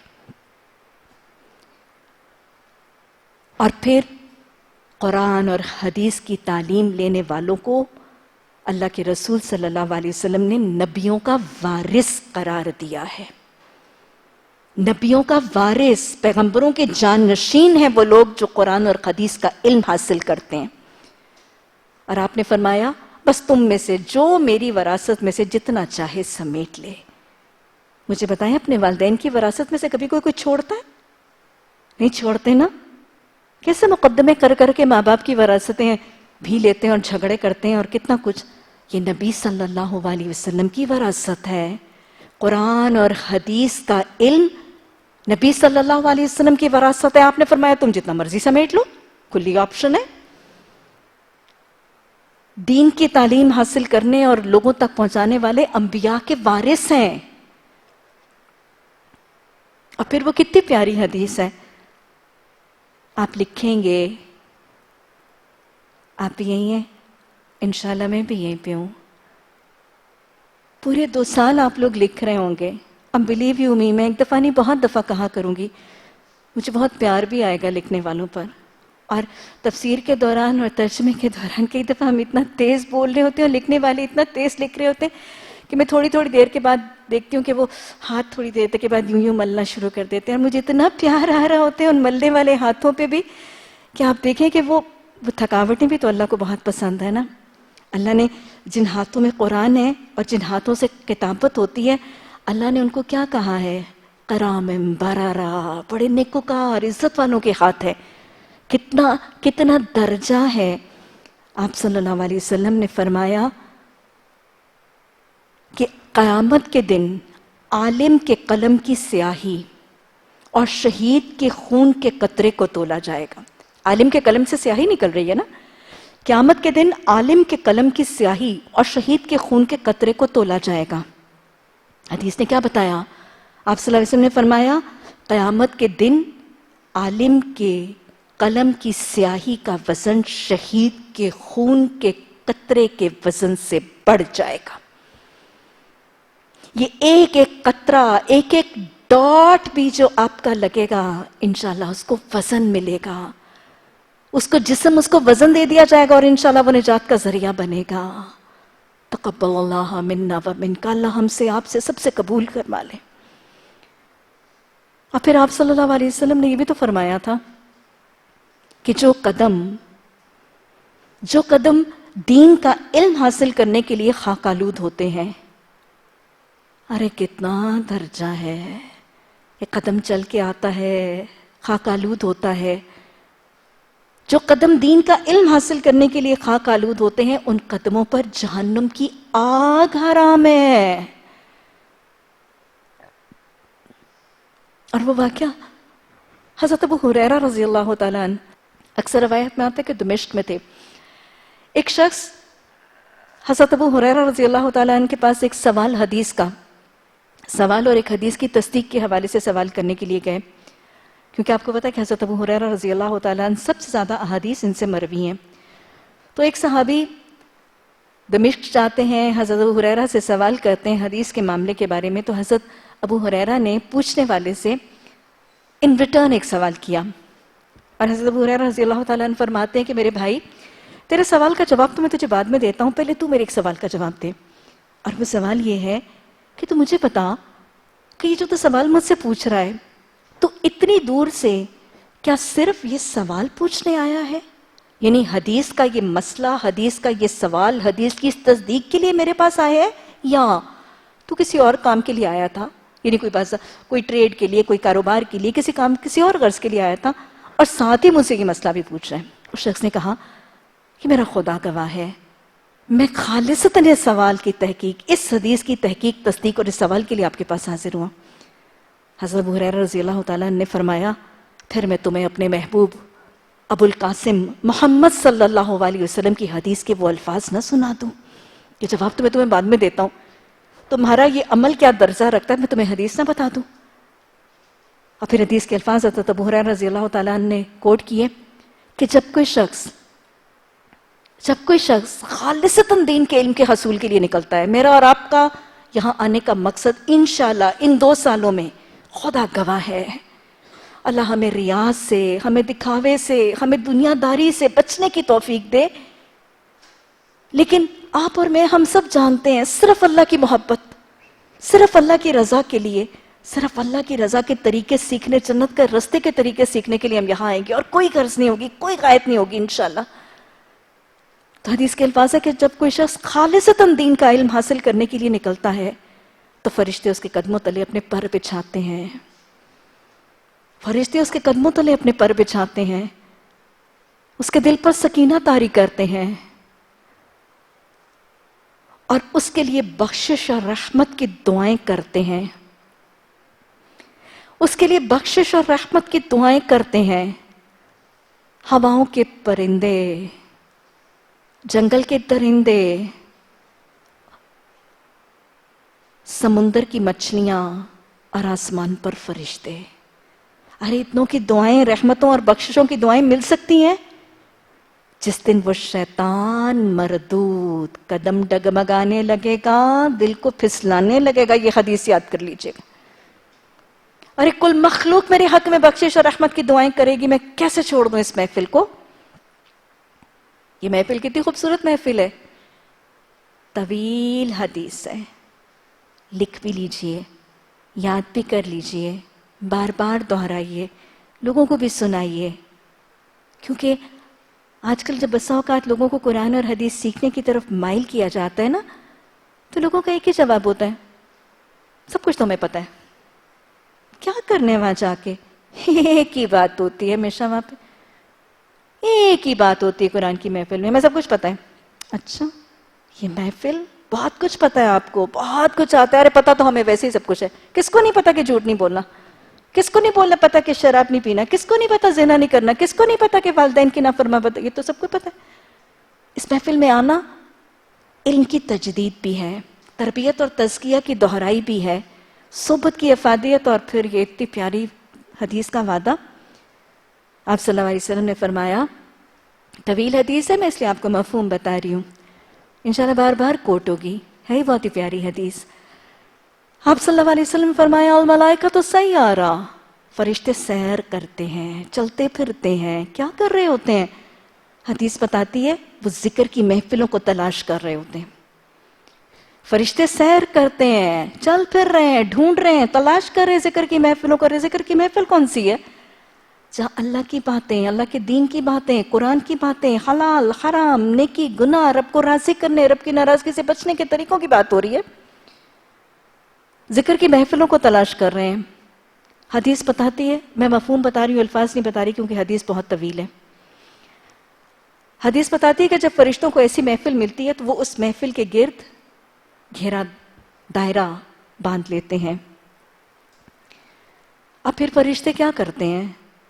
زمین آسمان میں آنے جانے والے جتنے فرشتے ہیں ان کو بھی روک لیتے ہیں۔ آپ کو پتہ نا کہ فرشتے زمین و آسمانوں میں آتے جاتے ہیں، صبح شام ان کی ڈیوٹیز چینج ہوتی ہیں، اللہ کی طرف سے ان کو احکامات اور پروانے دیے جاتے ہیں، اور وہ اپنے کام سر انجام دینے کے لیے آسمان زمین میں آ جا رہے ہیں۔ یہ جو آسمان اور زمین میں آنے والے فرشتے ہیں نا، یہ گھیرنے والے فرشتے ان کو بھی روک لیتے ہیں۔ یہاں تک کہ کیا ہوتا ہے، حدیث بتاتی ہے کہ زمین سے لے کے آسمان تک اس محفل کو فرشتے گھیر کے ڈھانپ لیتے ہیں۔ اللہ اکبر! یہ تمام ذکر کی محفلوں کے لیے وعدہ ہے۔ پھر فرشتے آنے والوں کے قدمے تلے اپنے پر، وہ ریڈ کارپٹ ٹریٹمنٹ ہے، فرشتوں کے پر ان کے نیچے بچھ رہے ہیں، ان کے دلوں پر سکینہ طاری کرتے ہیں. کیا خیال ہے آپ کو کبھی محسوس ہوتا ہے قرآن کے درس کی محفل میں ایک سکینہ؟ ہمیشہ ہوتا ہے. ہم جتنے مرضی پریشان ہوں، ٹینس ہوں، اینکشس ہوں، محفل میں آ کے ایک سکون سا ضرور آ جاتا ہے. فرشتے ان کے لیے سکینہ طاری کرتے ہیں، ان کے لیے بخشش اور رحمت کی دعائیں کرتے ہیں. کب تک؟ حدیث بتاتی ہے جب تک وہ اس محفل میں بیٹھے رہتے ہیں. 2 گھنٹے بیٹھیں گے، بس اوقات لوگ کہتے ہیں 8 سے 2 اتنا لمبا سیشن، اتنی دیر کون بیٹھے؟ مرضی ہے، جتنی دیر فرشتوں کی بخشش اور رحمت کی دعاؤں کے طلبگار ہیں اتنی دیر بیٹھ جائیے. فرشتے ان کے لیے بخشش اور رحمت کی دعائیں کرتے رہتے ہیں، یہاں تک کہ جب محفل اختتام تک پہنچتی ہے، تکمیل تک پہنچتی ہے، محفل برخاست ہوتی ہے، لوگ اپنے اپنے گھروں کی طرف چلتے ہیں، یہ فرشتے بھی اپنے اپنے کاموں کی طرف چلتے ہیں. پھر حدیث بتاتی ہے فرشتے اللہ کے حضور حاضر ہوتے ہیں. اب پھر وہاں پہ اللہ اور فرشتوں کے درمیان ایک مکالمہ ہوتا ہے. اللہ سبحانہ تعالیٰ ان فرشتوں سے پوچھتے ہیں، انشاءاللہ آج بھی، اگلے 2 سال بھی ہماری بابت بھی یہ پوچھا جائے گا، ہمارے بابت بھی یہ مکالمہ ہوگا انشاءاللہ. اللہ بندے کے گمان سے بڑھ کے معاملہ کرتا ہے نا. آپ گمان کریں گے فَاذْكُرُونِي أَذْكُرْكُمْ. اللہ سبحانہ تعالیٰ ان فرشتوں سے پوچھتا ہے یہ کون لوگ تھے؟ فرشتے کہتے ہیں اللہ یہ تیرے کچھ بندے تھے، بندیاں تھیں. ہاں یہ تیرے کچھ بندے تھے. اللہ سبحانہ تعالیٰ حدیث میں آتا ہے حالانکہ اللہ سبحانہ تعالیٰ سب کچھ جانتا ہے، پھر پوچھتا ہے یہ کیا کر رہے تھے؟ فرشتے کہتے ہیں اللہ یہ تیرا ذکر کر رہے تھے. قرآن تو ذکر الہی کا بہترین طریقہ ہے. اللہ یہ تیرا ذکر کر رہے تھے. پھر حدیث بتاتی ہے اللہ سبحانہ تعالیٰ ان فرشتوں سے پوچھتے ہیں یہ کیا چاہتے تھے؟ تیرے بندے تھے، تیرا ذکر کر رہے. پھر اللہ کا سوال یہ کیا چاہتے تھے؟ رک کے ذرا پوچھیں آپ کیا چاہتی ہیں؟ یہاں 2 سال کس کام کے لیے آئیں گی؟ کیا چاہیں گی؟ کہ اللہ بخش دے. یہی چاہتی ہیں نا؟ اللہ بخش دے. جو کمیاں ہوئیں، جو کوتاہیاں ہوئیں، اس کے دوری کے دور میں ہوئیں یا اس کے قرب کے دور میں ہوئیں یا موت کے وقت تک ہوئیں، یہی چاہتے ہیں نا کہ اللہ بخش دے. اور کیا طلب ہے؟ اور کیا تڑپ ہے؟ یہی آرزو مجھے یہاں آپ کو لے آتی ہے. اللہ سبحانہ تعالیٰ پوچھیں گے یہ کیا چاہتے ہیں؟ فرشتے کہیں گے اللہ یہ تجھ سے تیری بخشش کے طلبگار ہیں. میرا رب کیا کہتا ہے ان فرشتوں کو؟ اللہ سبحانہ تعالیٰ فرماتے ہیں ان فرشتوں سے حدیث بتاتی ہے مجھے میرے جلال کی قسم ان سب کو کہہ دو ان کے اٹھنے سے پہلے میں نے ان کے سارے گناہ بخش دیے. ان سب کو کہہ دو. اللہ اپنی ذات کی، اپنے جلال کی قسم کھا کے کہتے ہیں ان سب کو کہہ دو میں نے ان کے اٹھنے سے پہلے ان کے سارے گناہ بخش دیے. اللہم اغفر لنا وارحمنا. اللہ ہمیں بھی بخش دینا، اللہ ہمیں بھی بخش دینا. اللہ چھوٹے بڑے، چھوٹوں کے بڑوں کے، اللہ کبیرہ صغیرہ سبھی معاف فرما دینا. اللہ جو کر کے بھلا چکے ان کو بھی معاف فرما دے. اللہ جو یاد ہے ان کو بھی بھلا دے. اللہ جو لا علمی میں ہوئے ان کو بھی معاف فرما دے. اللہ جو دیدہ دانستہ کی اللہ ان کو بھی معاف فرما دے. فرشتے، اللہ سبحانہ تعالیٰ سے ایک فرشتہ پوچھتا ہے اللہ یہ معاملہ تو نے محفل میں بیٹھنے والوں کے لیے کہا لیکن ایک شخص ایسا تھا جو وہاں پر ذکر کے لیے نہیں آیا تھا، اس محفل کے لیے نہیں آیا ہوا تھا، تو سرے راہ گزر رہا تھا، بیٹھ گیا، اس کے معاملے میں کیا حکم ہے؟ وہ تو پاسر بائی تھا، وہ ویسے ہی بیٹھ گیا، کوئنسیڈنشلی بیٹھ گیا، اس کے لیے کیا حکم ہے؟ حدیث کے الفاظ آتے ہیں اللہ سبحانہ تعالیٰ فرمائے گا یہ لوگ ذکر کی محفل میں بیٹھنے والے لا تشتکی بجلیسہم، ان کے تو ساتھ بیٹھنے والے بھی نامراد نہیں ہوں گے. اللہ ہم میں سے کوئی بھی نامراد نہ ہو. اللہ ہم میں سے کسی کو بھی نامراد نہ پلٹانا، اپنی خدایت، اپنی بخشش، اپنی رحمتوں، اپنی برکتوں سے مالا مال کر کے واپس لوٹانا. لا تشتکی بجلیسہم، ان کے تو ساتھ بیٹھنے والے بھی نامراد نہیں ہوں گے. یہ ہے وہ بخشش کا پروانہ جو اس محفل سے ملتا ہے. اور کیسی رب کی رضا کہ حدیث نے بتا دیا کہ اللہ سبحانہ تعالیٰ فرماتے ہیں کہ جس زمین کے ٹکڑے پر میرے ذکر کی محفل برپا ہوگی اس زمین کے ٹکڑے کو اٹھا کے میں جنت میں داخل کر دوں گا. اس زمین کے ٹکڑے کو میں اٹھا کے جنت میں داخل کر دوں گا. ارے اس پر بیٹھے ہوں کا معاملہ کیا ہوگا، اس پر آنے والوں کی کیفیت کیا ہوگی. اسی لیے آپ کی تاکید آتی ہے آپ نے فرمایا کہ جب تمہارا گزر روضۃ الجنہ، اس پر سے تمہارا گزر ریاض الجنہ پر سے ہو تو تم بھی کچھ چر چگ لیا کرو، چر چگ لیا کرو جنت کے باغ۔ صحابہ اکرام نے فرمایا کہ یہ جنت کے باغوں سے کیا مراد ہے؟ آپ نے فرمایا ذکر کی محفلیں، کہ جب تم ذکر الہی کی محفلوں سے تم گزرو، تم وہاں سے بیٹھو اٹھو تو تم بھی کچھ سن کے ہضم کر کے ابزارب کر لیا کرو۔ اللہ ہمیں اس کی توفیق عطا فرمائے۔ اچھا جی، دوہرا لیجئے، سفر کون سا ہے؟ آج رٹ کے جانا ہے یہ سبق۔ سفر کون سا ہے؟ حصول علم کا۔ راستہ کون سا چلنا چاہتے ہیں؟ صراط مستقیم۔ مقصد کیا ہے؟ رب کی رضا۔ منزل کون سی ہے؟ جنت۔ اچھا، کیا چاہیے ہمیں؟ سب سے پہلی چیز ایمان، دوسرا اخلاص نیت، تیسرا تقوی، چوتھا ثابت قدمی۔ ثابت قدمی کے لیے احادیث اور دعائیں یاد رہیں گی انشاءاللہ۔ اگلی چیز حوصلہ اور ہمت۔ حوصلہ، ہمت، عزم، ارادہ۔ پختہ عزم نہیں ہوگا، پختہ ارادہ نہیں ہوگا، کام نہیں ہوگا۔ بڑے بڑے کام کرنے کے لیے حوصلہ چاہیے، ہمت چاہیے۔ یہ قدم قدم بلائیں سوادقوئے جانا، وہ یہیں سے لوٹ جائیں جنہیں زندگی کو پیاری۔ حوصلہ چاہیے۔ کانٹوں والا راستہ ہے، ذوق و شوق چاہیے۔ شوق کے بغیر کوئی کام نہیں ہوا کرتا، شوق کے بغیر کبھی کام اچیو نہیں کیا کرتا کوئی۔ شوق پیدا کریں، ذوق پیدا کریں قرآن کا، شوق پیدا کریں حدیث سیکھنے کا۔ صبر چاہیے، راستہ مشکل ہے، اس میں قربانیاں بھی دینی پڑیں گی، تھکاوٹیں بھی آئیں گی، ہاتھ بھی دکھیں گے۔ جسم میں ڈرا نہیں رہی ہوں، میں طریقے سکھا رہی ہوں۔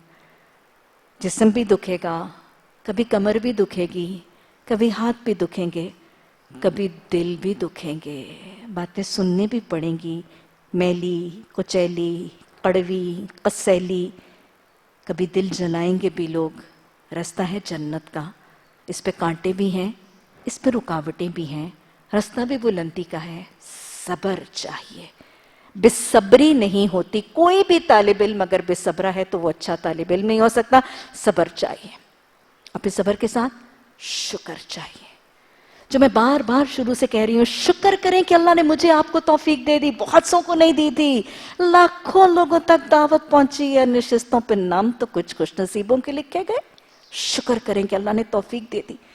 ارے مہلت عمل کے ختم ہونے سے پہلے، میری زندگی کی آخری ہجکی سے پہلے اللہ نے مجھے سننے سنانے کی توفیق دے دی، اس سے بڑا کوئی احسان ہو سکتا تھا؟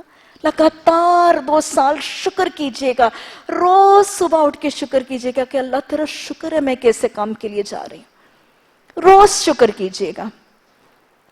اور پھر ذکر، کثرت سے ذکر۔ اللہ سے تعلق، اللہ کے کلام سے تعلق تبھی ہوگا جب اللہ کا تعلق ہوگا، اللہ کا قرب ہوگا۔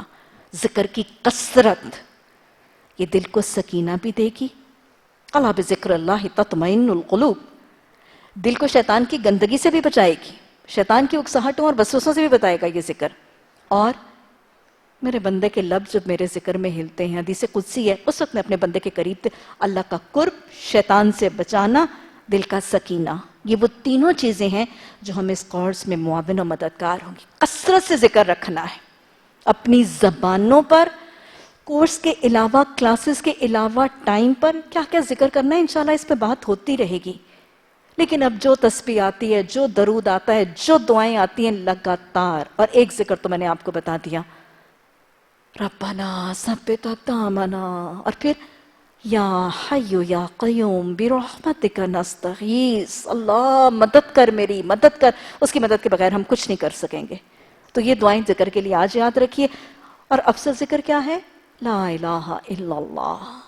یہ 3 ذکر میں آج بتا رہی ہوں، کثرت سے ذکر رکھیے گا۔ ویسے بھی یہ عمل عبادت ہے، اور آپ کو پتا ہے کہ ہر کام کا سب سے زیادہ اجر کس کو ملتا ہے؟ جو ذکر سب سے زیادہ کرتا ہے۔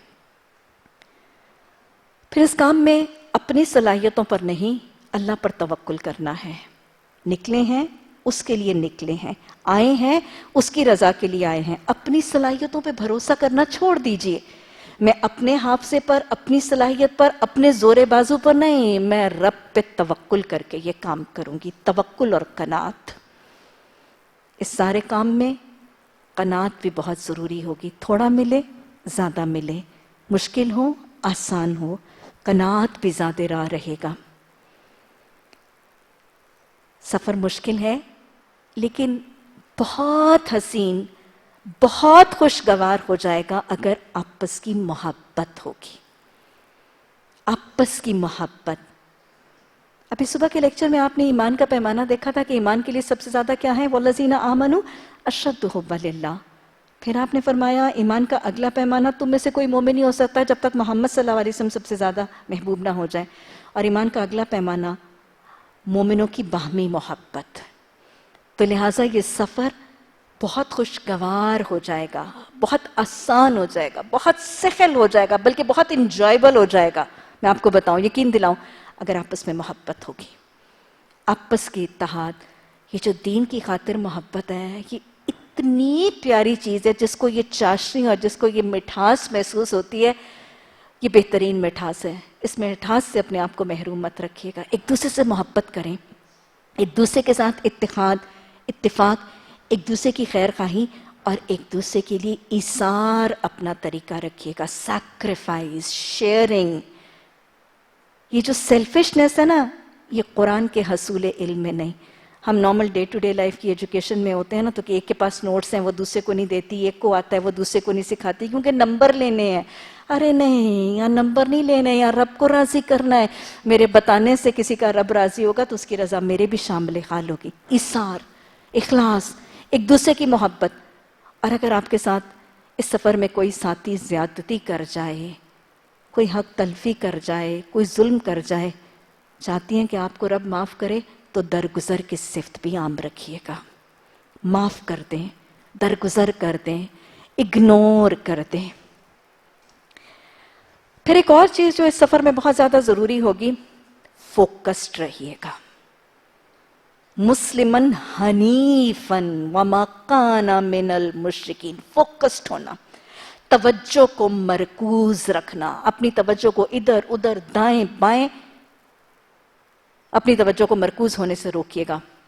وہ میں اس دن واقعہ پڑھ رہی تھی، امام مالک ایک دن درس دے رہے تھے، تلامذہ سارے شاگرد پاس بیٹھے ہیں، اور مطلب آپ دیکھیں کہ آج کل کے زمانے میں تو سائنس اتنی ترقی کر گئی، social media, T V, internet media, اور ویسے بھی آج زوز ہیں، سب کچھ ہے. ہم سب نے ہاتھی دیکھا، ہمارے بچوں نے بھی ہاتھی دیکھا. ابھی ایک علاقہ ایسا تھا وہاں پہ ہاتھی کوئی نہیں تھا، کسی نے کبھی ہاتھی دیکھا ہی نہیں.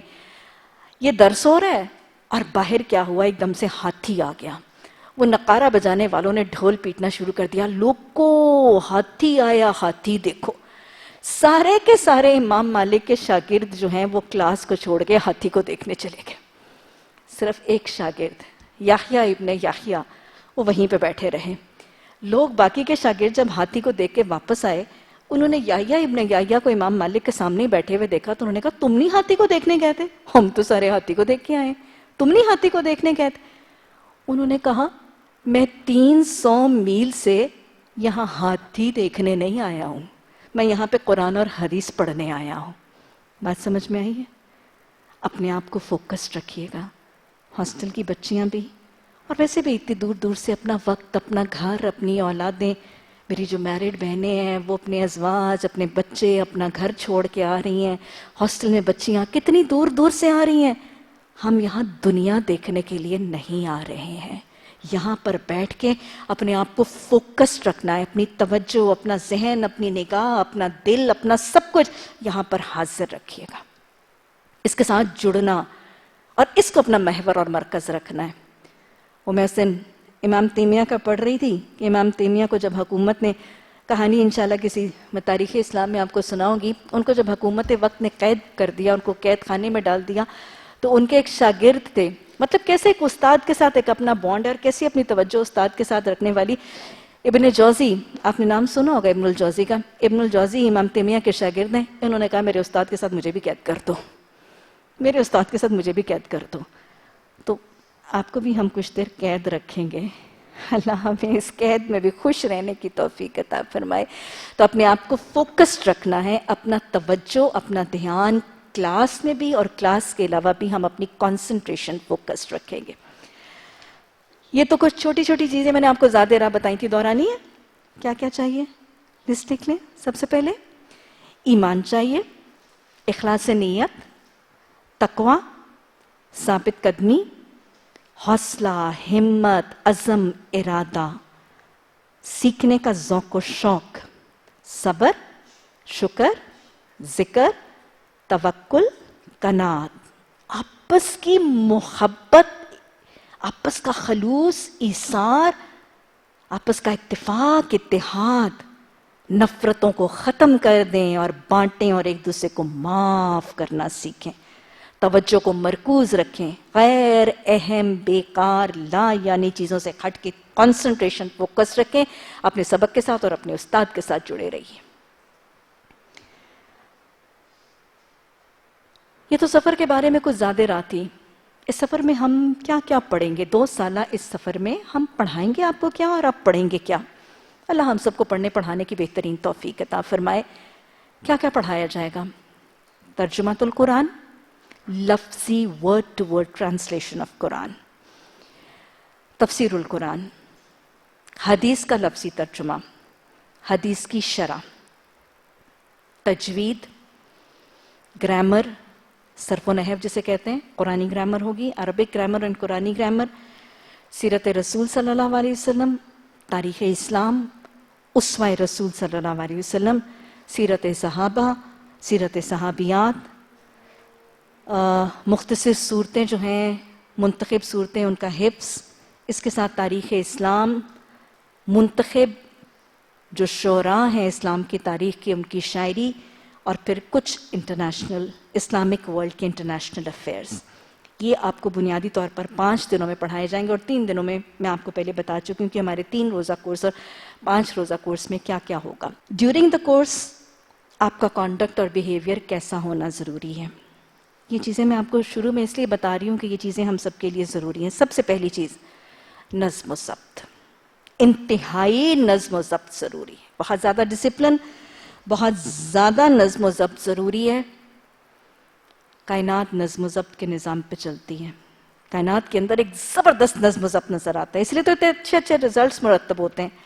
نتیجہ مرتب نہیں ہوتا جب چیزیں بے نظم ہوں، مربوط نہ ہوں. تو بہت زیادہ ڈسپلن آپ سب سے ایکسپیکٹڈ ہے.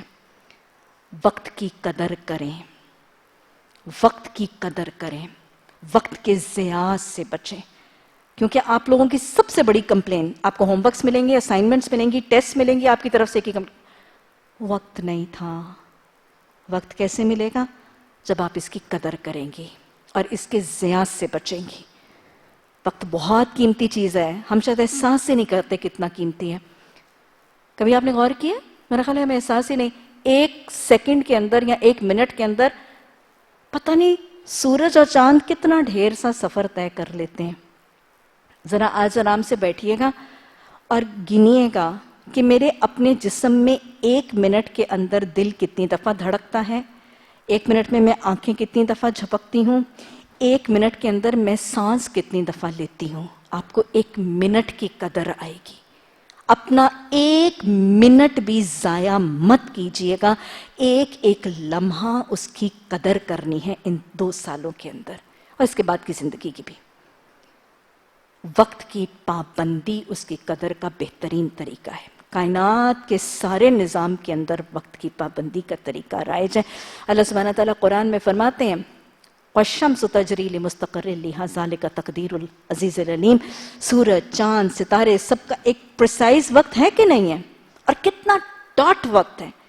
سورج کے لیے جو طلوع آفتاب اور غروب آفتاب کے لیے اینگل، کارنر، مائکرو سیکنڈ جو فکسڈ ہے، وہ سالہ سال سے سینکڑوں سالوں سے 10 اکتوبر کو سورج اسی لمحے اسی سیکنڈ پہ نکلتا ہے، اور اسی لمحے اور اسی سیکنڈ پر جو اللہ نے فکس کیا اسی پر غروب ہوتا ہے.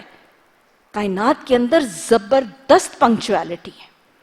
ہمیں بھی اپنی پنکچویلٹی اور وقت کی پابندی کا بہت زیادہ شدت سے احساس رکھنا ہے. کلاس میں پنکچویلٹی ہم آپ سے ایکسپیکٹ کریں گے کہ اس نظم و ضبط اور ڈسپلن کے حوالے سے آپ بہت زیادہ پنکچویلٹی کا احساس رکھیں. ہاں حالات کی وجہ سے، مشکلات کی وجہ سے، آج ٹریفک کی پرابلمز ہیں، اگر کوئی تاخیر سے آئے گا تو بھی نظم و ضبط ہوگا. تاخیر سے آنا اور پھر بعد میں اپنے شور شرابے غل غپاڑے کے ساتھ وہ بیگ نکل رہا ہے، کتابیں نکل رہی ہیں، صفحے شر کر کے الٹے جا رہے ہیں، دائیں بائیں لوگوں کو پوچھا جا رہا ہے، یہ لیک آف ڈسپلن نہیں ہوگا.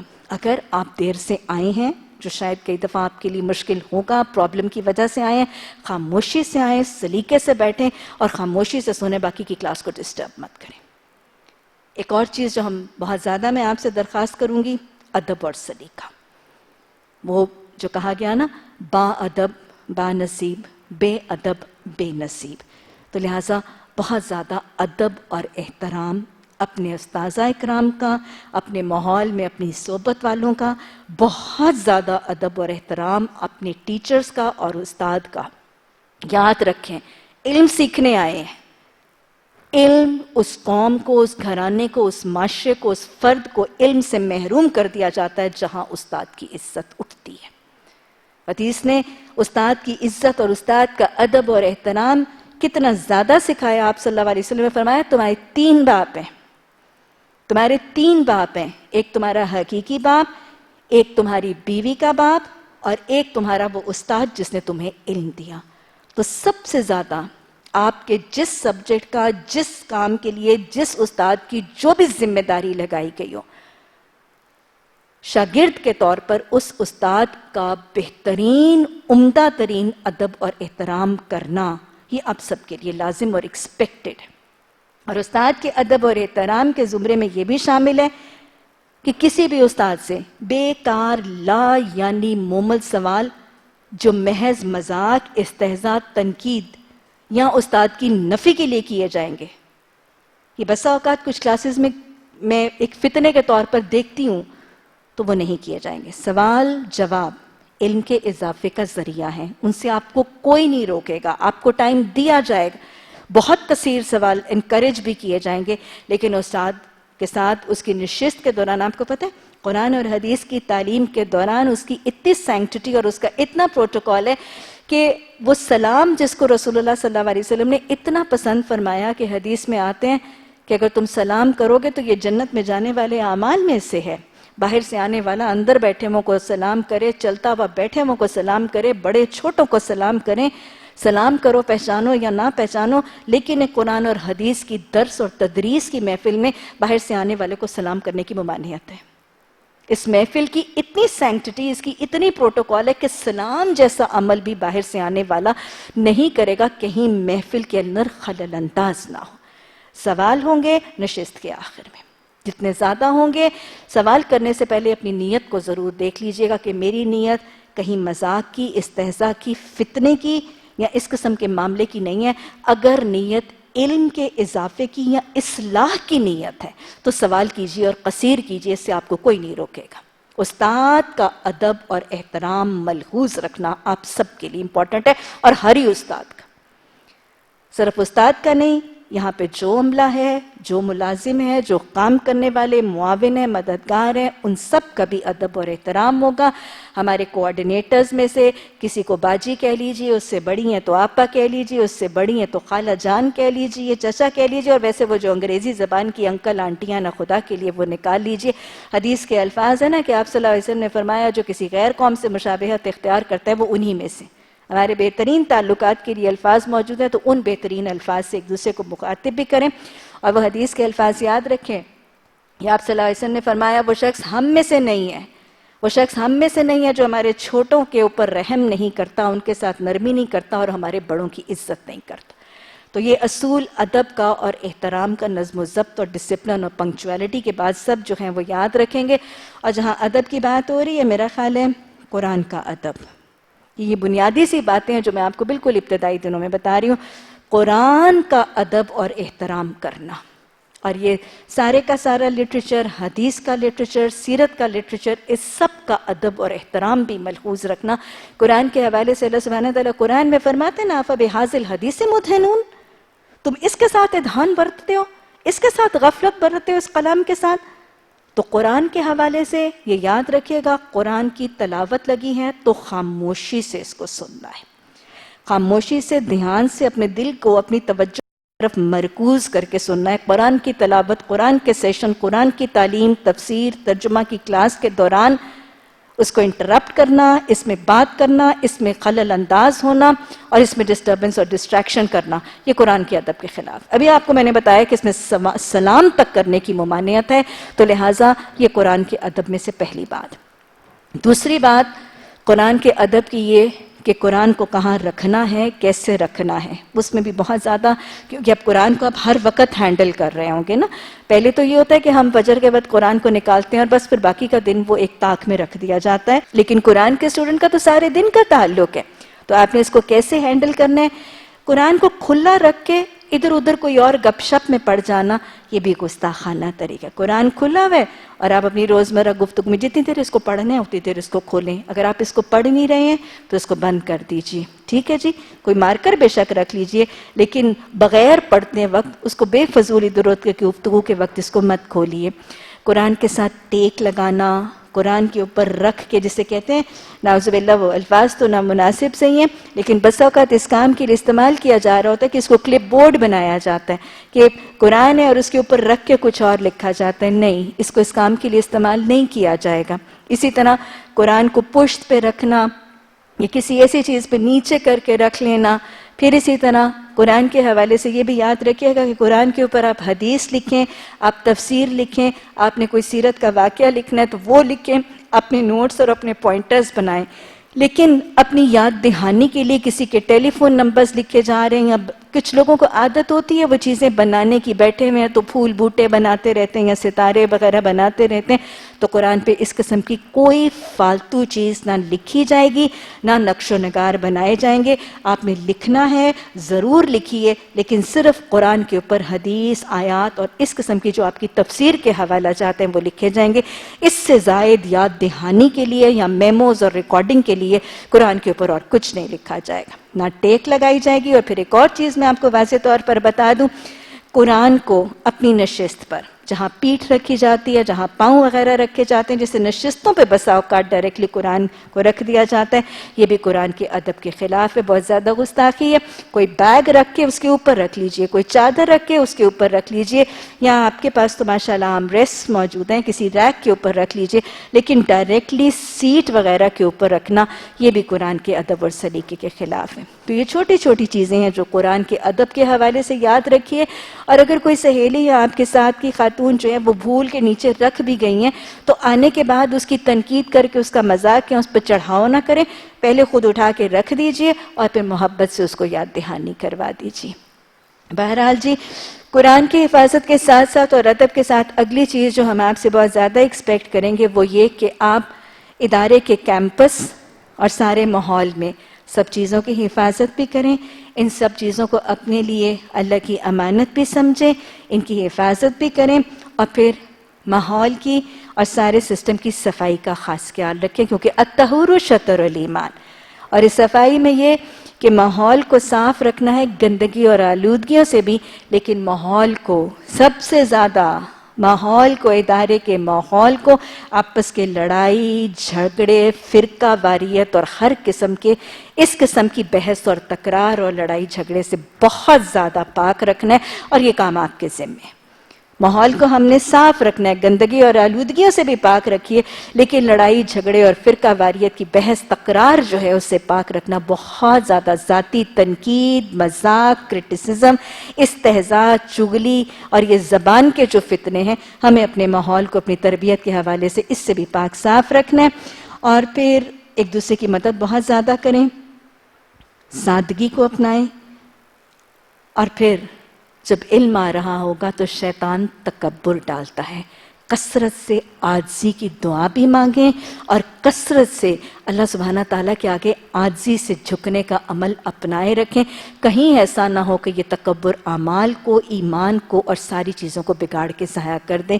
لگاتار اپنے اندر جو دوسری چیز آپ نے پیدا کرنی ہے وہ نرمی ہے، نرمی ہے، کیونکہ بسا اوقات آپ دیکھتے ہیں کہ دین کی دعوت کے ساتھ جڑنے والے قرآن کا علم حاصل کرنے کے بعد سختی کا معاملہ، ایک مزاج میں سختی، ایک اخلاق میں کرختگی آ جاتی، اپنے اندر نرمی، اپنے اندر ٹالرنس، اپنے اندر درگزر کا جذبہ کثرت سے پیدا کرنا ہے، اپنے اخلاق، اپنے سلوک، اپنی گفتگو، اپنے بات کرنے کے انداز کے اندر جو نرمی تھی اس سے پہلے زیادہ لطفی، اس سے پہلے زیادہ شیرینی، اس سے پہلے زیادہ مٹھاس کا انداز آنا چاہیے۔ آپ نے بسا اوقات دیکھا ہوگا کہ دین کی دعوت دینے والوں کے اندر کئی جگہ بہت عجیب سی ایک سختی ہے، اور وہ سختی جو ہے وہ لوگوں کو دین سے اور دور بھگا دیتی ہے اور دور کر کے متنفر کر دیتی ہے۔ دین کی دعوت اپنے زبان سے بھی دیں، لیکن اس سارے پیریڈ میں اپنے اخلاق اور اپنے معاملات کو اتنا خوبصورت کریں کہ لوگ آپ کے اخلاق کی وجہ سے آپ کی طرف مائل ہونے لگیں۔ آج ہی ہماری حدیث کی کلاس میں ایک بہن نے سوال کیا کہ ہم گھر والوں کو اس چیز کی طرف کیسے لائیں؟ تو گھر والوں کو اس چیز کی طرف لانے کے لیے سب سے بڑا میرٹ ہمارے اخلاق ہوں گے۔ اگر قرآن پڑھنے کے بعد ہمارے اخلاق کے اندر اور ہمارے معاملات اور ہمارے سلوک کے اندر اتنا خوبصورت ٹرانسفارمیشن اور ریڈیکل چینج آیا کہ لوگ دیکھیں کہ یہ جیسے پہلے تھی اس سے بہت زیادہ اچھی ہیومن بینگ بن گئی ہے، تو وہ نانا کرتے ہوئے اس چیز کی طرف کھینچیں گے۔ اور یہ وہ خاموش دعوت ہے جو مجھے اور آپ کو دینی ہے۔ اس دعوت سے پہلے جو انشاءاللہ ہم قولی دعوت دیں گے، اس سے پہلے اپنے حسن سلوک سے اپنے گھر والوں کو قائل اور مائل کرنے۔ اور یہ میں آپ کو بارہا کہوں گی کہ اگر پورے کورس کے بعد آپ میں سے کسی کو ترجمہ نہ آیا یا گرامر نہ آئی تو شاید مجھے افسوس نہیں ہوگا، لیکن اس کورس کی تکمیل کے بعد اگر ہمارے اخلاق نہ سنورے، ہمارے معاملات میں حسن پیدا نہ ہوا اور ہماری عبادات کی تربیت نہ ہوئی تو میں سمجھوں گی کہ ہم نے کچھ حاصل نہیں کیا۔ اصل حاصل اپنا تربیت، اپنا تزکیہ، اپنے اخلاق کو سنوارنا ہے، تاکہ اگر ہم بول کے دعوت نہ بھی دے رہے ہوں تو خاموش دعوت بہرحال ہمارے رویوں سے پہنچ رہی ہو۔ اللہ سبحانہ تعالیٰ ہمیں اس شائستگی کو اپنا کر دعوت لوگوں تک پہنچانے کی توفیق عطا فرمائے۔ یہ جو کچھ زیادہ رات ہے یہ ہمارے کچھ کوڈ آف ایتھکس تھے۔ اب اس دوران ہم کیا کیا سیکھیں گے اور کیوں سیکھیں؟ سب سے پہلے ترجمۃ القرآن۔ ہم ترجمہ کیوں سیکھیں؟ آپ نے جو اتنی مشقت کرنی ہے، آدھا گھنٹہ میں نے آپ کو ڈکٹیٹ کرنا ہے، پھر آپ نے جا کے یاد کرنا ہے، کیوں سیکھیں ہم ترجمہ؟ کیا ضرورت ہے؟ کوئی بھی کام نہیں ہو سکتا جب تک ہمیں اس کا مقصد پتہ نہ ہو۔ ذوق اور شوق نہیں آئے گا جب تک آپ کو مقصد پتہ نہ ہو۔ ترجمہ ہم کیوں سیکھیں؟ لوگ آپ سے سوال کریں گے یا آپ کا دل بس اوقات میں کیا کر رہی ہوں، میں کیوں کر رہی ہوں، کیا ضرورت ہے؟ شیطان بس اوقات کہے گا لو عربی پڑھنے سے سارا ثواب ہوتا ہے، یہ تو کس کھپ میں پڑ گئی، یہ تو کس مشقت میں پڑ گئی۔ آپ کی بہن آپ کو پوچھیں گی لو ترجمہ پڑھ لیا کرو، اس کو سمجھنے کی کیا ضرورت ہے، اتنے آپ کو مشقت میں کیوں ڈال رہی ہو اپنے آپ کو؟ ترجمہ کیوں سیکھیں؟ کس کا کلام ہے؟ اللہ کا۔ کیا ہے یہ؟ اللہ نے قرآن میں کہا ہے ہدی للناس، شفاء للناس، شفاء لما فی الصدور۔ یہ کیا ہے؟ یہ شفا کا نسخہ ہے۔ اس میں بیمار دلوں، بیمار گھرانوں، بیمار معاشروں، بیمار ذہنوں کے لیے شفا ہے۔ اور شفا کا نسخے کے ساتھ کیا کیا جاتا ہے؟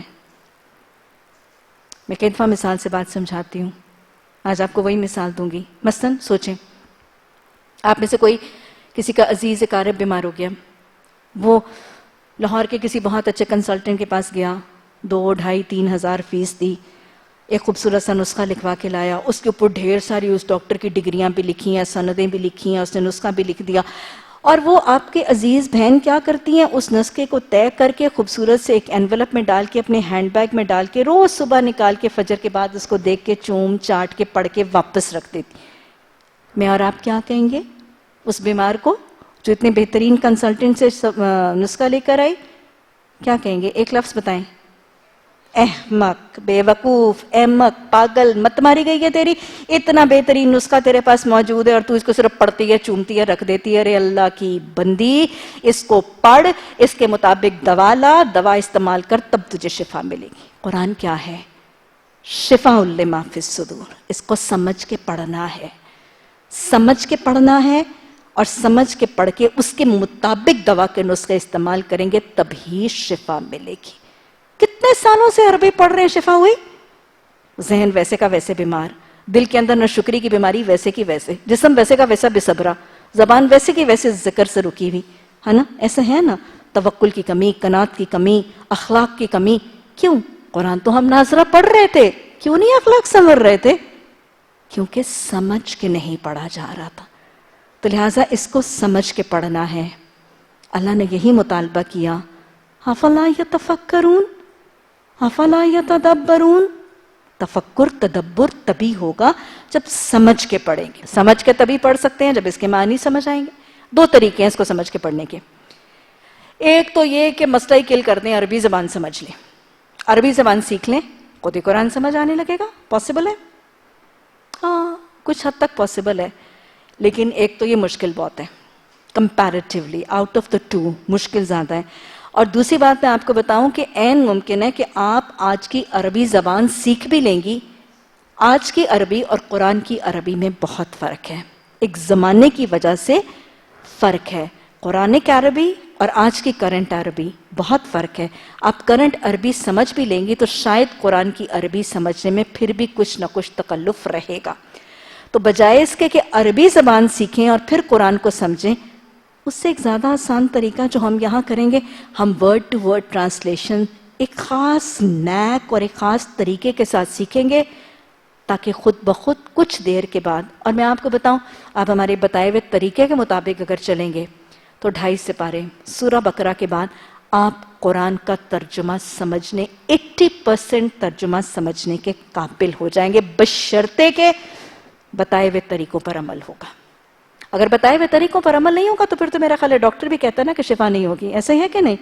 تو جس طریقے سے آپ کو کہا جائے گا، اگر آپ اس طرح اپنا لیسن ریوائز کر کے چلیں گے تو انشاءاللہ آفٹر کمپلیشن آف سورہ بقرہ آپ 80% آف ٹرانسلیشن آف قرآن کو کمپریہینڈ کرتے، ادھر آپ تلاوت سن کے آپ اس کو سمجھنے کے قابل ہو جائیں گے انشاءاللہ تعالی. تو لہٰذا جی یہ ترجمہ ہم آپ کو گرامر کی روح سے چھوٹے چھوٹے پوائنٹس، چھوٹے چھوٹے نیکس بتا کے سکھائیں گے، اور اس طرح یہ ترجمہ سیکھ کے قرآن کا ترجمہ سیکھنا کمپیریٹیولی بہت زیادہ آسان ہے. ویسے یہ مشکل کام نہیں ہے. میں اس دن پڑھی تھی حضرت الیاس علیہ السلام کو 70 زبانیں آتی تھیں، 70 لینگویجز. ہمیں اردو آتی ہے، اپنی لوکل مدر ٹنگ وہ بھی آتی ہے، انگلش بھی آتی ہے. تو یہ چوتھی زبان سیکھنا کوئی اتنا مشکل کام نہیں ہے، بالکل بھی مشکل کام نہیں ہے. اور میں اس دن پڑھی تھی جمال الدین افغانی کو اللہ سبحانہ تعالیٰ نے بہت حفظہ دیا تھا، اور ان کا اتنا زبردست سا معاملہ تھا کہ یہ جس علاقے میں جاتے تھے نا اس کی زبان سیکھ لیتے تھے. 10-12 دنوں 15 دنوں میں زبان سیکھ لیتے تھے. انگلینڈ گئے تو انہوں نے 15 دنوں میں انگریزی سیکھ لی، اور 2 ہفتے کے بعد انہوں نے انگریزی کا اخبار شروع کر دیا. اور پھر اس کے بعد جب انگریزوں نے، حکومت نے ان کو بین کیا تو یہ جرمنی چلے گئے. وہاں جا کے جرمنی سیکھ لی اور وہاں کا لوکل اخبار نکال لیا. تو اللہ نے ان کو اتنی زبان دی تھی، مختلف زمین کے علاقوں میں جاتے تھے، وہاں کی زبان سیکھتے تھے، اور وہاں اسلام کی اشاعت کے لیے کوئی نہ کوئی اخبار یا کوئی نہ کوئی اس قسم کا صحیفہ نکالتے تھے. وہاں بین ہو جاتے تھے تو اگلے علاقے میں جا کے وہاں کام کرتے تھے. تو ہم سے عربی سیکھنا کوئی مشکل کام نہیں ہے. اللہ کے رسول صلی اللہ علیہ وسلم کے جو کاتب وحی تھے حضرت زید بن ثابت، عربی زبان آتی تھی اور عربی میں لکھنا پڑھنا جانتے تھے، لیکن آپ صلی اللہ علیہ وسلم نے حضرت زید بن ثابت کے لیے دعا بھی کی تھی اور ان کو حکم بھی دیا تھا. آپ نے فرمایا تھا کہ زید عبرانی زبان سیکھ کر میری مدد کرو، کیونکہ آپ کو پتہ ہے کہ تورات اور انجیل جو ہے وہ عبرانی زبان میں تھی. زید عبرانی زبان سیکھ کر میری مدد کرو. اور پھر اللہ سبحانہ تعالیٰ سے رسول اللہ صلی اللہ علیہ وسلم نے دعا بھی فرمائی تھی کہ اللہ زید کا حافظہ کھول اور اس کو فہم عطا فرما. اور حضرت زید بن ثابت نے 17 ڈیز کے اندر عبرانی زبان پوری کی پوری زبان سیکھی تھی. تو ہمارے پاس تو انشاءاللہ 2 سال ہیں، تو قرآن کا ترجمہ سیکھنا انشاءاللہ. اللہ دنیا کے کاموں میں میری اور آپ کی اتنی مدد کرتا ہے، تو قرآن کو سمجھنے اور قرآن کا ترجمہ سیکھنے کے لیے نکلیں گے. اللہ آپ کے اور میری امیدوں، خواہشوں اور ہماری وائلڈسٹ ڈریم سے زیادہ مدد کرے گا. اور بلیو یو می، میں آپ کو بتا رہی ہوں، سورہ بقرہ کے بعد آپ 80% ترجمہ سمجھنے کے قابل ہو جائیں گے اگر اصول کے مطابق چلیں گے. ترجمہ لینے کا طریقہ کیا ہوگا؟ آپ کو word to word translation grammatically سمجھا کے دی جائے گی. چھوٹے چھوٹے نیکس، چھوٹے چھوٹے طریقوں کے ساتھ ہم آپ کو وہ ترجمہ دیں گے. لیکن ترجمہ لینے کے دوران ایک تو شرط یہ ہے کہ آپ ترجمہ اپنے ہاتھ سے لکھیں گے. بس اوقات ہمارے کچھ قرآن کے ایسے سیمپلز موجود ہیں جہاں پہ ریٹن ترجمہ موجود ہوتے ہیں، اور خواتین اور بچیاں جو ترجمہ سیکھنے کی خواہش مند ہیں، ہاں جی، تو یہ ترجمہ سیکھنے کے لیے پہلی شرط جو ہم آپ پہ لگائیں گے کہ ترجمہ آپ لکھیں گے اپنے ہاتھ سے. کوئی لکھا ہوا جس کے اوپر قرآن کی ٹرانسلیشن اویلیبل ہے، بہت سے اس قسم کے سیمپلز اویلیبل ہیں، لیکن دیٹ از ناٹ سجیسٹڈ. ہمارے پاس یہ بیض والا قرآن ہے، اس میں خالی لائنز ہیں. ہم آپ کو جو ترجمہ لکھائیں گے آپ اپنے ہاتھ سے لکھیں گے. اس کا فائدہ کیا ہوگا؟ ہمارے کان سن رہے ہوں گے، ہماری آنکھیں دیکھ رہی ہوں گی اور ہمارے ہاتھ لکھ رہے ہوں گے. جب 3 پورٹلز کے ساتھ ایک ہی چیز پر کنسنٹریشن ہوگی، ہماری توجہ بھی زیادہ ہوگی، دھیان بھی زیادہ ہوگا، زیادہ سورسز سے ہم کام کر رہے ہوں گے. اور پھر دوسری بات میں آپ کو بتاتی جاؤں کہ ہمیشہ چیز وہ آسانی سے یاد ہوتی ہے جو ہم نے اپنے ہاتھ سے لکھی ہوتی. کسی کے ہاتھ کے دیے ہوئے نوٹس یاد نہیں ہوتے، کسی کی دی ہوئی بنائی ہوئی چیز یاد نہیں ہوتی. جو آپ اپنے ہاتھ سے لکھیں گی وہ اپنے ذہن کے مطابق لکھیں گی، اور آپ نے سنا ہوا ہوگا اور خود لکھا ہوا ہوگا، وہ آپ کو بہت زیادہ ریڈیلی یاد ہوگا. اور پھر مور اوور میں آپ کو یہ بھی بتا دوں کہ کچھ آپ کو جو ترجمہ دیا جائے گا وہ اتنا سمپلیفائی کر کے دیا جائے گا. اور بس اوقات کچھ جگہوں پہ جیسے اگر میں ایک لفظ کی نشاندہی کروں نا کہ قرآن میں لفظ آتا ہے نظرہ، نون دال را، ینظرو، نظرہ، وہ ڈراتے ہیں. تو بہت سے قرآن میں اس کا ترجمہ آتا ہے ڈرانے والا. نذیرون کا مطلب آتا ہے ڈرانے والا، حالانکہ نظرہ کا مطلب ڈرانا نہیں ہوتا ہے. نظرہ کا مطلب ہوتا ہے برے انجام کی آگہی دے کے بس وارن کرنا، متنبع کرنا. ڈرانا اور بات ہوتی ہے اور برا انجام بتا کے وارن کرنا اور بات ہوتی. تو اس قسم کے تھوڑے تھوڑے لفظ میں فرق جس کے ساتھ اس مطلب کا مفہوم ہی بدل جاتا ہے، یہ آپ کو ورڈ ٹو ورڈ ٹرانسلیشن میں دیا جائے گا. تو وی ووڈ ایکسپیکٹ کہ ایک آپ ترجمہ خود لکھیں گے. اور دوسری چیز جو میں آپ سے ایکسپیکٹ کروں گی، بلکہ لازم کروں گی، جس نے ترجمہ لینا ہے اس کے لیے لازم ہے، یا جو ترجمہ یاد کر کے سیکھنے کی نیت سے آیا ہے اس کے لیے لازم ہے کہ کم از کم پہلے 2.5 سپارے. اس کے بعد میں آپ کی رسپانس دیکھ کے آپ کو number of times you have to revise جو ہے وہ بتا دوں گی، لیکن شروع میں کم از کم 10 دفعہ جو ترجمہ آپ کو ملا ہے وہ آپ کو دوہرا کے اگلی کلاس میں آنا ہے.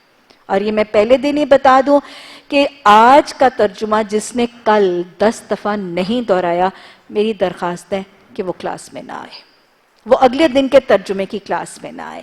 کیونکہ آپ کو یاد ہی، اور امانت سے خود ہی مت آئیے گا. تفسیر میں آ جائیے گا لیکن ترجمے اپنے آپ کو ایک دن پنش کریں گی، اگلے دن خود ہی یاد کریں گی. 10 دفعہ اگلی کلاس سے پہلے آپ نے اس دن کا ترجمہ دوہرا کے آنا ہے. یہ 10 دفعہ دہرانے میں یہ کہ 5 دفعہ آپ دیکھ کے پڑھیں گی، الفاظ کو دیکھیں گی، لکھا ہوا ترجمہ دیکھیں گی، 5 دفعہ دیکھ کے پڑھیں گی، 5 دفعہ توڑ توڑ کے کچھ دیکھا کچھ، اور آخری دفعہ بغیر دیکھے ترجمے کے اوپر ہاتھ یا پیپر رکھ کے زبانی پڑھیں گی. یہ 10 دفعہ آپ ترجمہ سورہ بقرہ کا دہرا لیجئے، بلیو یو می، آپ کو انشاءاللہ ترجمے پر عبور ضرور ہو جائے. لکھنا خود ہے، کوئی ورڈ مس آؤٹ نہیں کرنا، لکھنا خود ہے، اور 10 دفعہ اس کو دہرانا ہے. انشاءاللہ اللہ ضرور ہی مدد کرے گا، اور میری دعائیں بھی آپ کے حق میں ضرور معاون ثابت ہوں گی. 10 دفعہ اس کو آپ نے ضرور. پھر اس میں آپ یہ بھی روٹین اگر بنا لیں تو وہ زیادہ معاون ہوگا کہ جو ڈیفیکلٹ ورڈ، ہر سبق کے اندر کو تقریباً 4 یا 5 نئے ورڈز ہوں گے، باقی تو پچھلے ورڈز ریپیٹ ہوتے رہیں گے. تو جو نیا اور مشکل ورڈ ہے اس کو ایک ڈائری بنا لیجئے، اس ڈائری میں لکھ لیجئے. مجھے یاد ہے کہ ہم کچھ سیشنز میں یہ بھی کرتے تھے کہ ہم وہ کارڈز بنا لیتے تھے، چھوٹے چھوٹے کارڈز بنا لیتے تھے. آپ ہاسٹل کے بورڈ کے اوپر وہ آویزاں کر دیجئے، یا وہ مشکل ورڈز جو ہیں ایک دن کے سبق کے 4-5 نئے یا مشکل ورڈز ہوں گے ان کو الگ لکھ لیجئے اور ان کو زیادہ دہراتے رہیے، تاکہ آپ کے ایک سپارے کے پورے ورڈز ہو جائیں گے اور آپ کو وہ ورڈز الگ سے یاد ہوں گے، کامن ورڈز ریپیٹ ہوتے رہیں گے. تو یہ ترجمے کے لیے آپ کو یہ اصول ذہن نشین کرنا ہے. انشاءاللہ اس طریقے سے رہے گا تو ترجمے میں رکاوٹ اور مشکل نہیں آئے گی. ترجمے کے دوران ہم آپ کو روٹ ورڈز کے ذریعے الفاظ کی پہچان بتائیں گے. روٹ ورڈز کیا ہوتے ہیں جی؟ عربی زبان کے ہر لفظ کا 3 حروف پر مبنی، اکثر ورڈ صرف 3 حروف پر مبنی ایک بیسک روٹ ہوتی ہے. بہت تھوڑے عربی کے الفاظ ہیں جن کی روٹ 4 حروف پر مشتمل ہے، لیکن سارے کے سارے عربی کے الفاظ بیسیکلی 6 حرفی 3 روٹ ورڈز پر مشتمل ہیں. یہ روٹ ورڈ جب ایک لفظ کا آ جاتا ہے تو اس کا بنیادی مطلب سمجھ میں آ جاتا ہے، اس کے ساتھ گرامر کو جب شامل کریں تو اس ورڈ کا ٹرانسلیشن آسان ہو جاتا ہے. سو what we go about is we go about root words. Root words کے لیے اگر میں آپ کو سمجھاؤں نا کہ جیسے اردو میں ایک لفظ ہے بھاگ. بھاگ کا مطلب آپ کو پتہ ہے کیا ہے؟ اب بھاگ سے بھاگ، بھاگو، بھاگیں، بھاگنا، بھاگتی، بھاگتا، بھاگے، بھاگوں گا، سب سمجھ آ رہی ہے؟ کیونکہ آپ کو باقی گرامر پتہ ہے، بات سمجھ میں آ گئی؟ اسی طرح انگلش میں بھی ایسا ہی، run, ran, was running, he ran, she ran, he was running, I will run, we will run, سب کچھ آپ کو سمجھ میں آتی جا رہی ہے کیونکہ آپ کو گرامر بھی پتہ ہے اور آپ کو رن کا مطلب پتہ ہے۔ اسی طرح عربی کے اندر ایک مین روٹ ورڈ ہوتا ہے، مین روٹ ورڈ ہے۔ روٹ ورڈ کا جب ہمیں مطلب پتہ ہوتا ہے تو اس کے آگے پیچھے تا، واو، یا، نون لگانے سے وہ ہم آپ کو عربی کے نیکس سمجھا دیں گے، آپ کو ترجمہ سمجھنا آسان اور بہت سہل ہو جائے گا۔ اگر ہم دیکھیں تو عربی زبان میں تقریباً 3 سے 4 ہزار الفاظ ہیں، 3 سے 4 ہزار الفاظ ہیں، اور ان 3 سے 4 ہزار الفاظ میں سے 80% ہماری اردو کے الفاظ ہیں۔ 80% الفاظ ہماری اردو کے اپنے روٹ ورڈ میں سے ہیں۔ یہ آپ گرامر میں دیکھیں گے، ترجمے میں دیکھیں گے کہ وہ سارے کے سارے 80% ورڈز جو ہیں وہ ہماری اپنی اردو زبان کے ہیں۔ ہم روٹ ورڈ اردو کے ساتھ مماثلت کر کے اس کا لفظ سمجھ کے گرامر کے ساتھ ایسوسیٹ کر کے مطلب آسانی سے سمجھ سکتے ہیں۔ باقی جو 20% حروف رہ گئے وہ آپ کو یاد کرنے ہیں، اردو کے ساتھ ریلیٹ کرنا ہے، گرامر کو تھوڑا سا سمجھنا ہے، اور نئے 20% الفاظ ہم آپ کو ساتھ ساتھ بتاتے جائیں گے جو کہ آپ الگ سے انشاءاللہ محنت سے یاد کرتے رہیں گے۔ بالکل مشکل نہیں ہوگا اگر آپ ہمارے اس طریقے سے چلیں گے۔ روٹ ورڈ کو ساتھ ساتھ یاد رکھیے گا۔ مثلا ایک روٹ ورڈ ہے صاد دال کاف، صادقہ کا مطلب ہوتا ہے سچائی کے ساتھ ریلیٹڈ۔ تستقو، تستقونا، استقو، نستقو، صادق، یہ سارا کچھ صاد دال کاف کے ساتھ ریلیٹڈ ہے۔ گرامیٹیکلی ہم آپ کو مطلب سمجھنا سکھاتے رہیں گے۔ تو یہ روٹ ورڈز بھی آپ لگاتار اپنے سائڈ پہ لکھیے گا، روٹ ورڈز کے ساتھ ترجمہ ریلیٹ کیجیے گا تاکہ رٹنے کی ضرورت نہ پڑے۔ اگلی چیز، تفسیر کیوں اور کیسے سیکھیں۔ تفسیر کیوں سیکھنی ہے؟ ترجمہ سمجھ لیا بہت ہے۔ اصل پیغام کیا ہے؟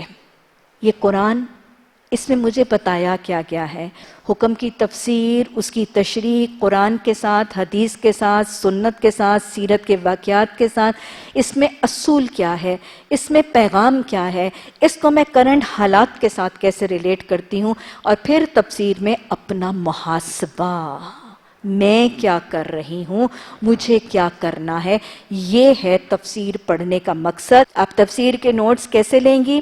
اپنی نوٹ بکس میں لیں گی۔ قرآن پہ مت لکھیے، لوز پیپرز پہ لکھ لیجئے، چھوٹے کاپیز کے پیپرز پہ لکھ لیجئے، یا اپنی نوٹ بکس یا نوٹ پیڈز پہ لکھ لیجئے، لیکن قرآن میں مت لکھیے تاکہ وہ پیپرز آپ قرآن کے ساتھ رکھ سکیں۔ سورت کا نام لکھیں گی، رکوع کا نام لکھیں گی، آیت کا نمبر لکھیں گی۔ ہر آیت کی تفسیر میں آپ کو اس کا ترجمہ، پھر مفسرین کے حوالے سے اس کی وضاحت، پھر حدیث کے حوالہ جات دیے جائیں گے، پھر سیرت صحابہ اور سیرت رسول صلی اللہ علیہ وسلم کے حوالہ جات دیے جائیں گے۔ جب احادیث کوٹ کی جا رہی ہیں، جتنی حدیث لکھی جاتی ہے اتنی لکھ لیجئے، باقی کی حدیث کے لیے جگہ خالی چھوڑ دیجئے، اور جب میں اگلی حدیث پہ چلی گئی ہوں تو اگلی حدیث لکھ کر اس کے 4-5 ورڈز لکھ لیجئے۔ fill in the blanks آپ کلاس کے بعد کر لیجئے تاکہ آپ کا ایک کمپلیٹ نوٹ بک جو ہے درس قرآن کے حوالے سے تیار ہو جائے۔ یہ میں پھر بتا رہی ہوں، سورت کا نام لکھیے، رکوع کا نمبر لکھیے، آیات لکھیے، اور اس کی تفسیر میں جو جو کچھ بتایا جا رہا ہے مین پوائنٹس لکھ لیجئے۔ میں دیکھ رہی ہوتی ہوں کہ آپ ایک حدیث کو پورا کرنے کے چکر میں اگلی 2 بالکل ہی چھوڑ جاتی ہیں، اور پھر آپ کے پاس کوئی حوالہ ہی نہیں رہ جاتا۔ ایک کا تھوڑا سا لکھ لیجئے، اس کے لیے 4-5 لائنیں خالی چھوڑ دیجئے جتنی باتیں میں نے بتائی ہیں، اور پھر اس کے بعد اگلی کو کمپلیٹ کر لیجئے آپس میں مشاورت کے ساتھ اور آپس کے اتفاق کے ساتھ۔ پھر دوسری ارے کسی نے کوئی لکھی ہوگی، کسی نے کوئی لکھی ہوگی، اور نہیں تو آپ کے بعد میں مجھ سے پوچھ لیجئے، نہیں تو آپ کو سیریز سنائی جائیں گی، آپ کو آڈیوز دی جائیں گی، بعد میں لیکچرز چلائے جاتے ہیں، سب کچھ ویب سائٹس پہ اویلیبل ہے، اب بعد میں اس کو فل ان کر سکتے ہیں۔ تو یہ آپ کے نوٹس کے رائٹنگ ڈاؤن کا طریقہ جو ہے وہ لگاتار، اور یہ میں آپ کو بتا دوں کہ یہاں پہ پائے ہیں تفسیر صرف خالی چہروں کے ساتھ اور خالی دماغوں کے ساتھ خدا را بیٹھ کے سنیے گا نہیں، بار بار شاید آپ اتنا وقت نہیں نکال سکیں گے، اور شاید آپ یہ سمجھیں گے کہ اچھا یہ تفسیر میں جا کے ایک تفسیر کی کتاب میں پڑھ لوں گی۔ یہاں پر تفاسیر حدیث کے دوران آپ کو جو مواد دیا جائے گا وہ ایک تفسیر سے نہیں ہوگا۔ مثلا اگر آپ کو تفسیر اور تشریح بتائی گئی کسی آیت کی یا کسی رکوع کی تو کم از کم تفہیم الاحادیث مولانا مودودی رحمہ اللہ، تیسر القرآن کیلانی صاحب کا، اسی طرح اگر ہم دیکھیں تو فی ظلال قرآن سید قطب شہید صاحب کا، ابن کثیر تدبر القرآن، اور اس کے علاوہ سیرت رسول صلی اللہ علیہ وسلم، سیرت صحابہ، تاریخ اسلام، غزوات اور بہت سی کتابوں کو ملا کے حوالہ جات دے کے آپ تک پہنچایا جائے گا۔ یہ وہ علم کا خزانہ ہوگا جو اگر آپ چاہیں گے بھی تو ایک سٹنگ کے لیے آپ خود سمر اپ اور سمرائز نہیں کر سکیں گے۔ تو جو چیزیں آپ یہاں پر آپ کو دی جائیں گی، اگر آپ اس خام خیالی میں لکھنے سے کمی کریں گے، سستی کریں گے کہ بعد میں جا کے تفہیم القرآن میں پڑھ لیں گے یا بعد میں جا کے تیسر القرآن میں پڑھ لیں گے اور مواد جو ہے وہ اکٹھا ہو جائے گا، تو بلیو یو می ایک تفسیر سے آپ کو یہ مواد نہیں ملے گا۔ اور اس کو ڈے ٹو ڈے لائف کے ساتھ، اس کے اصول، اس کے پیغام، انٹرنیشنل افیئرز، ڈومیسٹک افیئرز کے ساتھ جو ریلیٹ کیا جائے گا وہ شاید آپ کو کسی تفسیر سے بھی نہیں ملے گا۔ تو جو دیا جائے گا پلیز برائے مہربانی اس وقت کو موقع غنیمت سمجھ کے ساتھ کے ساتھ جوٹ ڈاؤن ضرور کیجئے گا، کیونکہ بسا اوقات پچھلے بیچز کی یہ پرابلم ہوتی ہے، لیکچر کے دوران پورا لکھا نہیں جاتا اور بعد میں جب تدریس کے شعبے میں پہنچتے ہیں ہمیں فلاں لیکچر کی سی ڈی دے دیں، ہمیں فلاں صورت کی سی ڈی دے دیں، ہمیں فلاں لیکچر کا لنک دے دیں، اور پھر اس وقت اس کو کمپلیٹ کر کے پھر نئے سرے سے کورس کیا جاتا ہے۔ اس قیام اور سٹیک کے دوران پورا فائدہ اٹھا کے اپنے پورے نوٹس فل ان کر لیجئے اور جو کمیاں کوتاہیاں رہ گئی ہیں ان کو ساتھیوں سے کمپلیٹ کر لیجئے۔ اسی طرح حدیث کے معاملے میں بھی ویسے ہی ہم ترجمہ ورڈ ٹو ورڈ ٹرانسلیشن دیں گے، اور حدیث کی شرح کے حوالے سے بھی میں آپ کو بتا دوں کہ آپ کو جو حدیث کی شرح میں بتاؤں گی یا کوئی اور بتائے گا وہ صرف ایک شرح کی کتاب سے نہیں ہوگی۔ سائنسداں چھیوں کی چھیوں جو حدیث کی کتابیں پڑھیں گے ہم بخاری، لیکن حوالے چھیوں کی چھیوں حدیث کی کتابوں سے اس ایشو کے ساتھ ریلیٹ کر کے آپ کو حدیثیں باقی کی دی جائیں گی، اور صرف ایک شرح نہیں، بہت مفصل شرح، 3-4 شرح کا کمبائنڈ اثاثہ آپ تک پہنچایا جائے گا۔ تو اس میں بھی کسی قسم کی سستی کہ اچھا لکھ لوں گی یا رہنے دوں گی، اگر آپ بیٹھی ہیں وقت لگا رہی ہیں تو اپنی باقی کی صلاحیتیں لگا کر بھی اپنے نوٹس کمپلیٹ رکھیے گا۔ اچھا جی، اس کے بعد ڈیلی آپ کو ہوم ورک حدیث کا، قرآن کا 2 سے 3 سوالوں کا ملے گا۔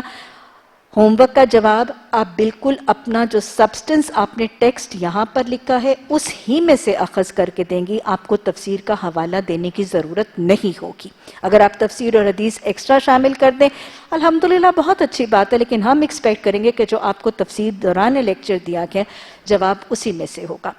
ٹیسٹ ریگولر بیسس پہ ہوں گے، اب مہینے میں 4 ہفتے ہیں، ہر ہفتے کوئی نہ کوئی ٹیسٹ جو ہے وہ روٹیٹ کر کے کیا جائے گا۔ ٹیسٹ کی پرسنٹیجز ریزلٹس لگیں گے، چیک کیجئے گا، لیکن ہوم ورکس کم از کم 70% ہونے ضروری ہے۔ میرا خیال ہے شرائط آپ تک پہنچ چکی ہوں گی، شرائط کو ذرا ذہن میں رکھیے گا، کیونکہ جو بچیاں معلمات بننے کے لیے انٹرسٹڈ ہیں اور معلمہ کا سرٹیفکیٹ لینے میں انٹرسٹڈ ہیں، ہمارے ریگولرز کے، لسنرز کے اور قسم کے سرٹیفکیٹس ہیں، لیکن جو معلمہ کا سرٹیفکیٹ لینے کی خواہش مند ہے ان کو پھر ان سٹرکٹ ریگولیشنز کو فالو کرنا ضروری ہوگا۔ اس کے بعد آپ تجوید پڑھیں گے۔ تجوید کے حوالے سے میرا خیال ہے کیوں پڑھیں، حدیث کے الفاظ ہیں، آپ صلی اللہ علیہ وسلم نے فرمایا قرآن کو عربوں کے لب و لہجے میں پڑھو۔ اللہ کو قرآن ایسے پڑھنا پسند ہے جیسے قرآن کو اللہ نے نازل کیا، اور آپ نے حدیث پہ فرمایا کہ جو قرآن کو صحیح غنا کے ساتھ، اتار چڑھاؤ کے ساتھ نہیں پڑھتا لیسا منا، وہ ہم میں سے ہے ہی نہیں۔ تو لہٰذا تجوید کی کلاس پہ بہت زیادہ دہرائی، بہت زیادہ گھر میں جا کے ریپیٹیشن رہے گی تو 1.5 مہینے کا کورس بھی تجوید کو کریکٹ کر دیتا ہے۔ ہم تو 2 سال آپ کو صورتوں کی پریکٹس کے ساتھ تجوید کروائیں گے، لیکن جتنی بھی پڑھا دی گئی ٹھیک نہیں ہوگی جب تک آپ اپنی پریکٹس نہیں کریں گے۔ تو جو آپ کو پڑھایا جائے اس کو تجوید کے ساتھ بار بار کریکٹ اصولوں کے ساتھ گھر میں جا کے دہرائی کرتے رہیں۔ گرامر چلتی رہے گی ساتھ کے ساتھ، گرامر میں صرف و نحو بھی بتایا جائے گا، اور پھر آپ کی جو قرآن ہے اس کو ترکیب کے ذریعے گرامر کے ساتھ ریلیٹ کر کے بڑھایا جائے گا۔ سیرت رسول صلی اللہ علیہ وسلم، سیرت صحابہ پڑھانے کا مقصد صرف یہ ہوگا کہ ہم جو دعا مانگتے ہیں انعمت علیہم اور صراط مستقیم پر چلنے والے جو لوگ ہیں ان کا راستہ سیکھنا ہمارے حصول علم کا سفر ہے. تو اس کے لیے آپ کو سیرت صحابہ صحابیات بتائی جائے گی، پڑھائی جائے گی. ان دنوں میں وہ واقعات آپ نے رٹ کے ازبر کر لینے ہیں، اور اس کا مقصد صرف یہ ہے کہ وہ آپ کا اتنا قیمتی اثاثہ ہوگا کہ کل جب آپ درس قرآن دینے کے لیے نکلیں گی تو آپ کو وہ واقعات اتنے نوکے زبان پر ہوں گے کہ وہ خود بخود رول آؤٹ کریں گے آپ کے لیے، اور یہ آپ کی تفسیر القرآن کی خوبصورتی اور حسن میں اضافے کا ذریعہ بنیں گی. تو اس پورے کے پورے پیریڈ کے دوران جو دیا جائے گا اس کو سمیٹیے گا بھی، اس کو یاد بھی کیجیے گا، اس کو دہرائیے گا بھی، اور سستی اور کاہلی کو چھوڑ کر make the best out of your time. وقت کے ضیاع سے بچ کے وقت کے برکت کے کچھ نسخے آخر میں لکھ لیجئے. اللہ آپ کی کوششوں اور کاوشوں میں بھی برکت ڈالے. وقت کی برکت کے لیے چاشت کی نماز جو آپ کو یہاں پڑھائی جاتی ہے. حدیث کہاں ہے؟ آپ صلی اللہ علیہ وسلم نے فرمایا، اللہ سبحانہ تعالیٰ فرماتے ہیں، اے ابن آدم تو صبح کے ان 4 نفلوں سے عاجز نہ ہونا، میں تیرے دن بھر کے کاموں کے لیے کافی ہو جاؤں گا. ظاہر ہے آپ نے ٹیسٹ بھی دینے ہیں، اسائنمنٹس بھی دینی ہیں، ہوم ورکس بھی بنانے ہیں، 10 دفعہ دہرائی بھی کرنی ہے، قرآن کی بھی حدیث کی بھی. ایسے ہوگا کہ آپ کو پتہ بھی نہیں چلے گا اور ہو جائے گا. چاشت کی نماز، صبح و شام کے اذکار کا اہتمام، اور خاص طور پہ کون سی دعا؟ سورہ توبہ کی آخری دعا، حسبی اللہ لا الہ الا ہو علیہ توکلت وہو رب العرش العظیم. اس دن کے کاموں کے وقت کی برکت کے لیے. وقت کی برکت کے لیے اگلا نسخہ، اپنی زندگی میں سنتوں کو رائج کر لیجئے، سنتوں کا ٹائم ٹیبل اڈاپٹ کر لیجئے، اپنے اوقات کو نماز کے اوقات کا پابند بنا لیں. اپنی سرگرمیاں، اپنی ایکٹیویٹیز نماز کے ٹائم ٹیبل کے مطابق، نماز کو اپنے ٹائم ٹیبل کے مطابق نہیں، اپنی ایکٹیویٹی کو نماز کے ٹائم ٹیبل کے مطابق. آپ کی زندگی کا ٹائم ٹیبل کیا ہوگا؟ نماز کا ٹائم ٹیبل. آپ کا ٹائم ٹیبل کیا ہوگا؟ مسنون ٹائم ٹیبل. بڑا وقت بچ جائے گا. عشاء کی چاشت کی نماز، صبح شام کے اذکار میں حسبی اللہ کی دعا، ٹائم ٹیبل نماز کا ٹائم ٹیبل، نبی صلی اللہ علیہ وسلم کے مسنون اوقات کا ٹائم ٹیبل. اچھا جناب، اس کے بعد اپنی زندگی میں سے لغویات کو نکال دیجیے. 3 چیزیں نکالنی ہیں. یہ 3 کام کرنے سے برکت، اور 3 چیزیں نکالنی ہیں. لہو الحدیث، لغویات نکال دیجیے. لہو الحدیث میں موسیقی، ڈرامے، فضول اس قسم کا لٹریچر. آج شاموں کا 80% ٹائم یہ لہو الحدیث لے جاتی ہے. لہو الحدیث نکال دیجیے. دوسرا، زندگی میں سے اسراف اور ریا نکال کے سادگی لے آئیے. کھانے میں، پینے میں، لباس میں، گھروں میں، سجاوٹ میں، بناوٹ میں ریا نکال دیجیے، اسراف نکال دیجیے، سادگی لے آئیے. اتنا وقت ہوگا یہ ریا، اسراف اور لہو الحدیث ہمارے اوقات کا شیطانی سرگرمیوں میں اتنا وقت انگلف کر لیتے ہیں کہ ہمارے پاس ان کاموں کے لیے وقت نہیں رہتا. اب پھر فائنل نسخہ، اللہ کا وعدہ ہے جب تم میرے راہ میں مال خرچ کرتے ہو تو میں مال بڑھا دیتا ہوں. ہے نا وعدہ؟ کم از کم کتنا ہے سورہ بقرہ میں؟ 700 گنا بڑھا دیتے ہیں اللہ. اللہ کی راہ میں وقت خرچ کریں، اللہ کی راہ میں وقت خرچ کریں. اللہ آپ کا وقت بڑھا کے آپ کو لوٹا اور پلٹا دے گا. اللہ سبحانہ تعالی ہماری اوقات، ہماری صلاحیتوں میں برکتیں ڈالے. اپنی صحت کا بھی خیال رکھیے گا، اپنی خوراک کا بھی خیال رکھیے گا. صحت اللہ کی امانت ہے، اللہ کی نعمت ہے. اس امانت کا خیال رکھیں. اور اگر اپنی خوراک اور اپنی صحت کا خیال اس لیے رکھیں گے کہ میری صحت اور میری طاقت اچھی رہتا کہ میں قرآن اچھا پڑھ سکوں، تو وہ خیال بھی کیا بن جائے گا؟ وہ خیال بھی انشاءاللہ عبادت بن جائے گا. اللہ کو وہ خیال رکھنا بھی پسند آئے گا. اور بسا اوقات بچیاں کھاتی کم ہیں، کمزور ہوتی ہیں. خواتین بسا اوقات اپنا خیال نہیں رکھتی. میں نے نہیں کبھی کی ایکسرسائز، میں نے نہیں کبھی دودھ پیا، میں نے نہیں کبھی ملٹی وائٹامن کھائی. کیوں بھائی؟ میں اتنی سیلفش نہیں ہوں. یہ سیلفش ہونے کی بات نہیں ہے. بنے سیلفش ہوں. اللہ نے صحت دی ہے، اللہ نے جسم دیا ہے، یہ اعضاء دیے ہیں. ان اعضاء کی صحت ان کے لیے صحت مند خوراک کا کھانا، ان کی ورزش، ان کی طاقت کا اہتمام کرنا یہ مجھ پر ضروری بھی ہے، اور خاص طور پہ دین کی خدمت کرنے والوں کے لیے عین لازم بھی ہے۔ اللہ سبحانہ تعالیٰ آپ کا ہم سب کا حامی و مددگار بھی ہو، ہمارا محافظ بھی ہو، ہمارا ولی بھی ہو، ہمیں بہترین حفاظت عطا فرمائے، ہمیں ایمان، ہمیں صحت، ہمیں ثابت قدمی، صبر، شکر، ذکر، توکل، قناعت کے زیورات سے آراستہ کر کے ان 2 سالوں میں بہترین رہنمائی اور ہدایت پانے والا خوش نصیب بنا دے۔ ربنا لا تزغ قلوبنا بعد إذ هديتنا وهب لنا من لدنك الرحمة إنك أنت الوهاب آمین ثم آمین۔